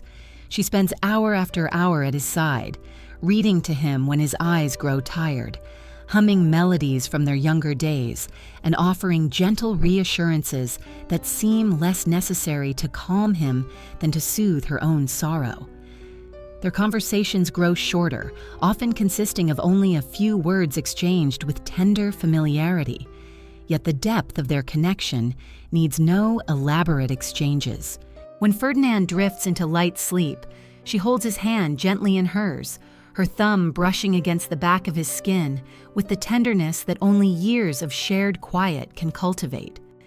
And when he wakes with a faint look of confusion, she leans close and whispers, "I am here," a phrase that brings him instant calm even when he cannot fully comprehend her features. Visitors come less frequently now. Many of those who once knew him have passed on or grown too frail to travel. The empire itself has undergone shifts and traumas that make visits to the former emperor less central to its concerns. Franz Joseph, immersed in the tumult of his long reign, sends warm messages and occasional emissaries who express the emperor's affectionate regard. These emissaries kneel beside Ferdinand's chair, speaking softly of family news, of new births or ceremonies, of shifting borders and treaties. Ferdinand listens with his head tilted slightly, his expression open yet distant, as if hearing stories from a land faintly remembered but no longer quite his own. He responds with a weak nod or a whispered blessing, gestures that the emissaries treasure more for their sincerity than their clarity. And even though he no longer grasps the political meaning of these updates, there is comfort in knowing he has not been forgotten by the dynasty whose crown he once bore. As illness and age continue their patient work, Ferdinand's world shrinks to the boundaries of his room. The flicker of candles at night, the coolness of the stone floor beneath slippered feet, the softness of blankets drawn carefully around him, the rustle of Anna's skirts as she moves through the chamber, the steady presence of attendants who have become almost like family. The doctors who visit offer gentle diagnoses that skirt the edges of truth: fatigue, lowered appetite, a weakening heart. They speak softly in the presence of the former emperor, as though loud voices might disturb the fragile peace that surrounds him. Their treatments are mild, focused not on prolonging life but on preserving comfort. And Ferdinand seems to understand, in the quiet depths of his fading awareness, that his journey is nearing its final chapter. There are days when he drifts between sleep and wakefulness, caught in a soft haze where memories mingle with the present. In these moments, he sometimes murmurs names: his parents, childhood attendants, long-departed tutors, even ministers whose faces he knew more through duty than affection. He whispers fragments of prayers learned in childhood, lines from hymns, faint echoes of ceremonies once repeated with solemn precision. Occasionally, he murmurs phrases that reveal the lingering imprint of his imperial past. Are they waiting? Or, where must I sign? Or, tell them I mean well. His attendants, moved by these brief windows into his subconscious, answer him with soothing words that ease him back into quiet rest. Despite the frailty that overtakes him, there are moments of surprising clarity. On one late autumn afternoon, as the leaves tremble outside his window, Ferdinand turns to Anna with a gaze unusually steady for his age. He touches her hand and murmurs something about gratitude, though the exact words are too soft to capture, and she feels the full depth of his meaning, even if language fails him. On another day, he listens to a piece of sacred music performed by a young violinist, and tears slip silently down his cheeks, not from sorrow, but from something like recognition, a deep resonance that stirs him in ways no words can reach. These moments are brief, but they become cherished memories for those who witness them. As winter approaches, Ferdinand grows weaker still. His breaths become shallower, his movements smaller, his voice softer. Attendants speak in whispers. Candles burn more steadily in the evenings, their glow casting a warm halo around the quiet figure, sitting in his chair or resting in his bed. Anna remains with him almost constantly, the devotion of her vigil marked by a sorrow she bears with quiet dignity. And though Ferdinand often drifts into sleep, there are moments when his eyes open and find hers. And in those moments, something of the young man he once was flickers through. The gentleness, the vulnerability, the earnestness that defined him throughout his troubled reign and peaceful later years.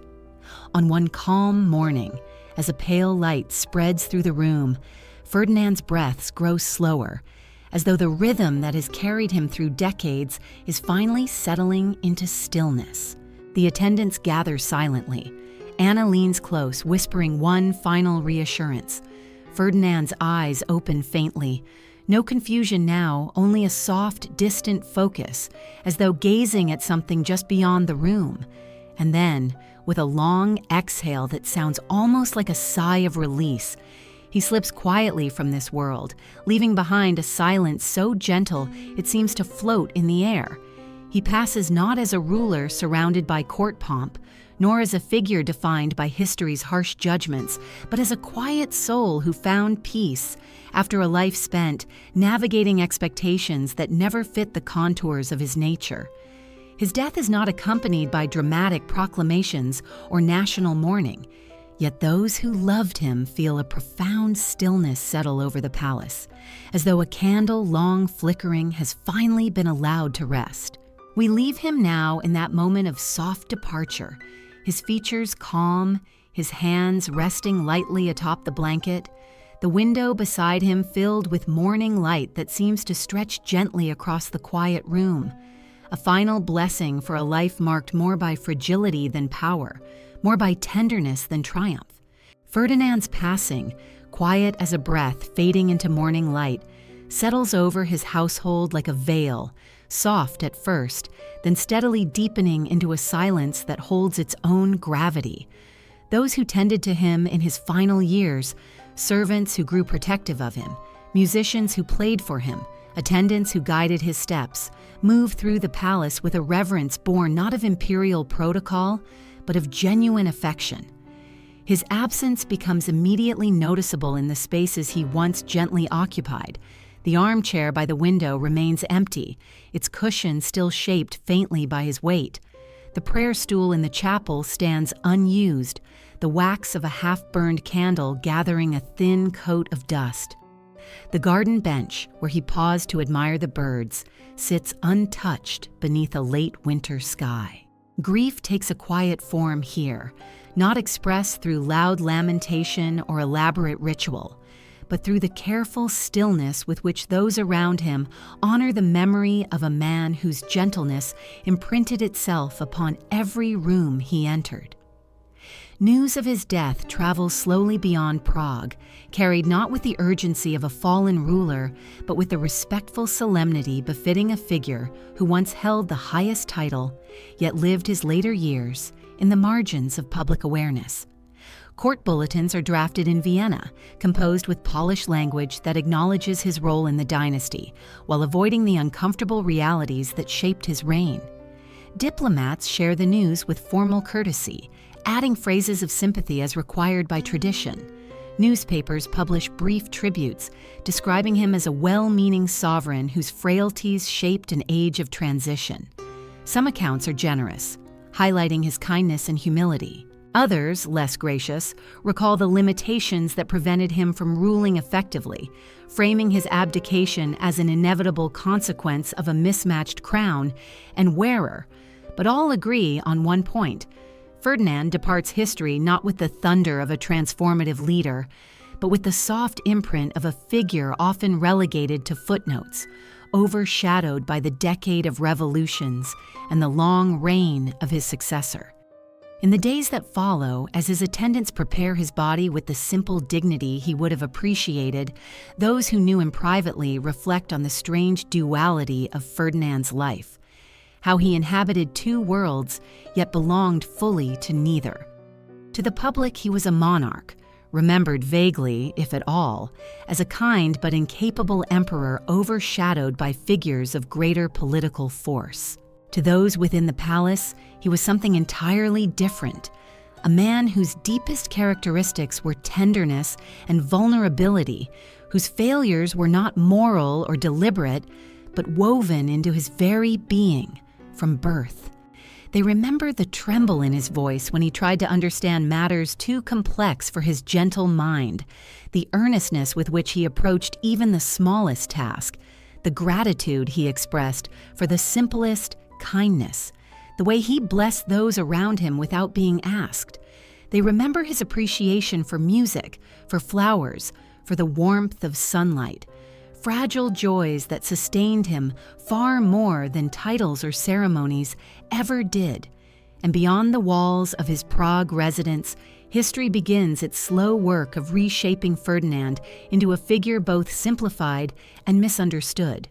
Historians and commentators will describe him with phrases such as the incapable emperor, the gentle puppet, the monarch unsuited to his crown. They will recount his seizures, his delayed development, his reliance on advisors, his inability to control the empire during its most turbulent era. They will measure him by the standards of power, leadership, and intellect, and in doing so, they will miss the depths of the man concealed beneath the layers of expectation. For history, with all its grand narratives, often overlooks those whose contributions do not fit cleanly into traditional arcs. It remembers those who transform nations, who wage wars or craft monumental reforms. It forgets those whose lives, though touched by crowns, unfold not in triumph, but in quiet resilience. Ferdinand falls into this second category, and thus becomes, in the decades following his death, a figure seldom invoked, seldom examined, and seldom understood. Popular memory distorts him, sometimes with cruelty. Stories circulate that paint him as simple-minded to the point of caricature, anecdotes exaggerated or fabricated to underscore his limitations. These stories echo through time, repeated in classrooms with smirks or in historical texts with detached amusement. His earnest mispronunciations become jokes. His episodes of confusion become symbols of dynastic decay. His dependence on advisors is portrayed as farcical rather than compassionate. Few pause to consider the weight he carried. A crown he neither sought nor understood, a world that demanded of him capacities he did not possess, a life spent under the gaze of people who judged him not for who he was, but for who they believed an emperor must be. But even amid these distortions, a quieter truth endures, a truth preserved by those who encountered him personally and by the soft traces he left behind. For those who knew him, Ferdinand was not a failure, but a soul caught in the wrong role. They saw how he tried, with what limited tools he had, to be what the empire needed. They saw the pain he felt when he believed he disappointed others. They saw his kindness towards servants, animals, and children. They saw the sincerity with which he prayed for the people he could not effectively lead. They saw how his abdication, far from an act of weakness, became a gesture of humility. One of the few decisions truly his, made not from pressure, but from the instinct to do right by the world that overwhelmed him. Outside of memory, one must also consider the legacy he left behind, a legacy not immediately visible in grand monuments or political shifts, but present in subtler, more human ways. His abdication allowed Franz Joseph to guide the empire through the transformations that followed, for better or worse. His gentle nature became a counterpoint to the harshness of his era, a reminder that rulers are, at their core, mortal beings shaped by forces beyond their choosing. And his life, though often dismissed, offers a reflective lens through which to examine the burdens of dynastic expectation, the way a crown can weigh heaviest upon those least capable of bearing it. For those who choose to look deeper, Ferdinand's story reveals the fragility at the heart of monarchy, the vulnerability concealed within ceremonies designed to project strength, and the profound humanity of individuals caught in the machinery of history. He becomes, when seen through this gentler lens, not a figure of ridicule, but a tragic soul shaped by duty and undone by circumstance. A man whose legacy calls into question the assumptions we make about leadership, ability, and the value of someone's life beyond their capacity to command. We leave this reflection with the image of Ferdinand's memory slowly receding from the empire's narrative, like the final ripples of a stone dropped long ago into a vast river. His name fades from public consciousness, preserved only in footnotes, in quiet conversations among historians, and in the softened hearts of those who understand that greatness is not always measured by achievement, but sometimes by endurance, humility, and the quiet light a person casts even when history forgets to notice. In the softened space left after Ferdinand's memory begins to dim from public consciousness, something quieter yet more enduring settles in. An invitation not to revere him as a great ruler, but to consider the gentle truths that reside beneath the surface of forgotten lives. History, with its sweeping narratives and towering figures, often overlooks those whose impact is measured not in victories or declarations, but in the subtle ways their existence reflects the fragility of power and the humanity of those born into roles they did not choose. And so, as we arrive at the closing meditation of this long and winding story, we turn not to spectacle or grandeur, but to reflection, gentle, slow, contemplative, upon what Ferdinand's life reveals about the nature of destiny, expectation, and the strange tenderness that can live even within tragedy. For in the quiet aftermath of his passing, the empire continued to shift, to reshape itself, to struggle beneath the weight of revolutions and uncertainties. Emperor Franz Joseph faced a long and arduous reign, marked by wars, reforms, sorrow, and relentless responsibility. The Habsburgs, as a dynasty, moved steadily toward a twilight they could not forestall. Nations within the empire grew restless, cultures asserted themselves, and the old order, so carefully preserved during Ferdinand's youth, slowly crumbled beneath the pressures of modernity. Yet through all these changes, Ferdinand's name seldom arose. His life became a faint echo in the background of the empire's collective story, overshadowed by the dramatic sweep of historical forces. And perhaps in that fading lies part of the lesson his story carries, that not every life of importance announces itself loudly. Some exist to remind us of the limits of power, the vulnerability of those who appear strong, and the enduring compassion we owe to those entrusted with burdens they cannot bear. What then does Ferdinand's journey teach us now that we have followed him from his frail birth in the gilded chambers of Vienna to his quiet death in a dim, candle-lit room in Prague? Perhaps it teaches us that greatness is not always synonymous with ability. That kindness, even when overshadowed by incapacity, holds its own quiet nobility. That duty, when imposed rather than chosen, becomes not a path of honor, but of endurance. Ferdinand's story reminds us that behind every throne sits a human being, subject to the same vulnerabilities, fears, and limitations as any other soul born into this world. And sometimes, the crown's gleam can blind us to the fragile heart beneath it. We might also consider the nature of history's gaze, how easily it dismisses those who fail to mold events through strength or strategy, how quickly it turns to ridicule when a life does not fit the pattern of expected heroism. Ferdinand, reduced in many accounts to a caricature of incapacity, reveals through closer reflection the cruelty of such simplifications. His seizures, his developmental struggles, his bewilderment in the face of political storm, these were not failings of character, but conditions of birth and circumstance. He was mocked for traits he could not control and remembered chiefly for the ways he fell short of his dynasty's impossible demands. Yet when viewed with compassion, his life becomes something altogether different, a portrait of endurance in the face of misalignment between personal nature and public obligation. And perhaps most poignantly, Ferdinand's story illuminates a truth about destiny itself. The idea that we are born for particular paths, that lineage, training, and expectation alone can shape a person into what they ought to be, falters in the face of his life. He was born into an empire that needed strength, clarity, authority, and decisive governance. Yet he possessed none of these qualities. Instead, he carried gentleness, vulnerability, and a quiet capacity for affection, traits deeply human yet profoundly unsuited to the machinery of monarchic rule.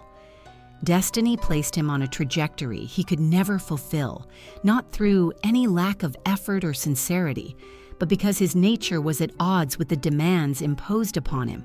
And in this mismatch lies a subtle tragedy that resonates long after the events themselves fade. This raises a reflective question, posed not to history, but to ourselves. How often do we impose expectations upon others that they cannot meet simply because we believe they should? How often do we overlook or undervalue the quiet strengths that dwell in those who do not shine in the ways we have been taught to admire? Ferdinand's story becomes, in this sense, a quiet admonition, inviting us to reconsider the standards by which we measure dignity and worth. It suggests that compassion toward others, but also toward ourselves, might be a more profound measure of humanity than achievement alone. In the silence left behind by Ferdinand's life, we can also contemplate the nature of memory, how some lives are preserved in elaborate detail, while others are allowed to recede. Ferdinand is not remembered with the intensity of a conqueror or the depth of a reformer. His image does not adorn textbooks with admiration or condemnation. Instead, he lingers at the edges of historical consciousness, a faint outline illuminated only when someone pauses to examine the forgotten corners of imperial history. And yet, there is a peculiar grace in this kind of remembrance. Those who seek him out do so not for spectacle, but for understanding, curiosity, or even empathy. They rediscover a man who, though ill-fitted to empire, was not without value, whose life, though overshadowed, offers lessons that grander lives do not. In the quiet contemplation of his journey, we might see reflections of our own small and uncertain paths, how we struggle to meet expectations, how we falter under pressures unseen, how we search for meaning in roles we did not choose. Ferdinand's life speaks to these universal experiences with a softness that resonates precisely because it lacks the grandeur of triumph. His legacy lies not in what he accomplished, but in the questions his life leaves behind. What do we owe those who cannot meet the standards set for them? How do we protect the vulnerable among us? How do we reconcile the worlds we inherit with the selves we inhabit? As this meditation draws to its close, imagine Ferdinand not as a forgotten emperor, but as a quiet flame flickering through the corridors of history. A flame too delicate to light the empire, yet too sincere to extinguish swiftly.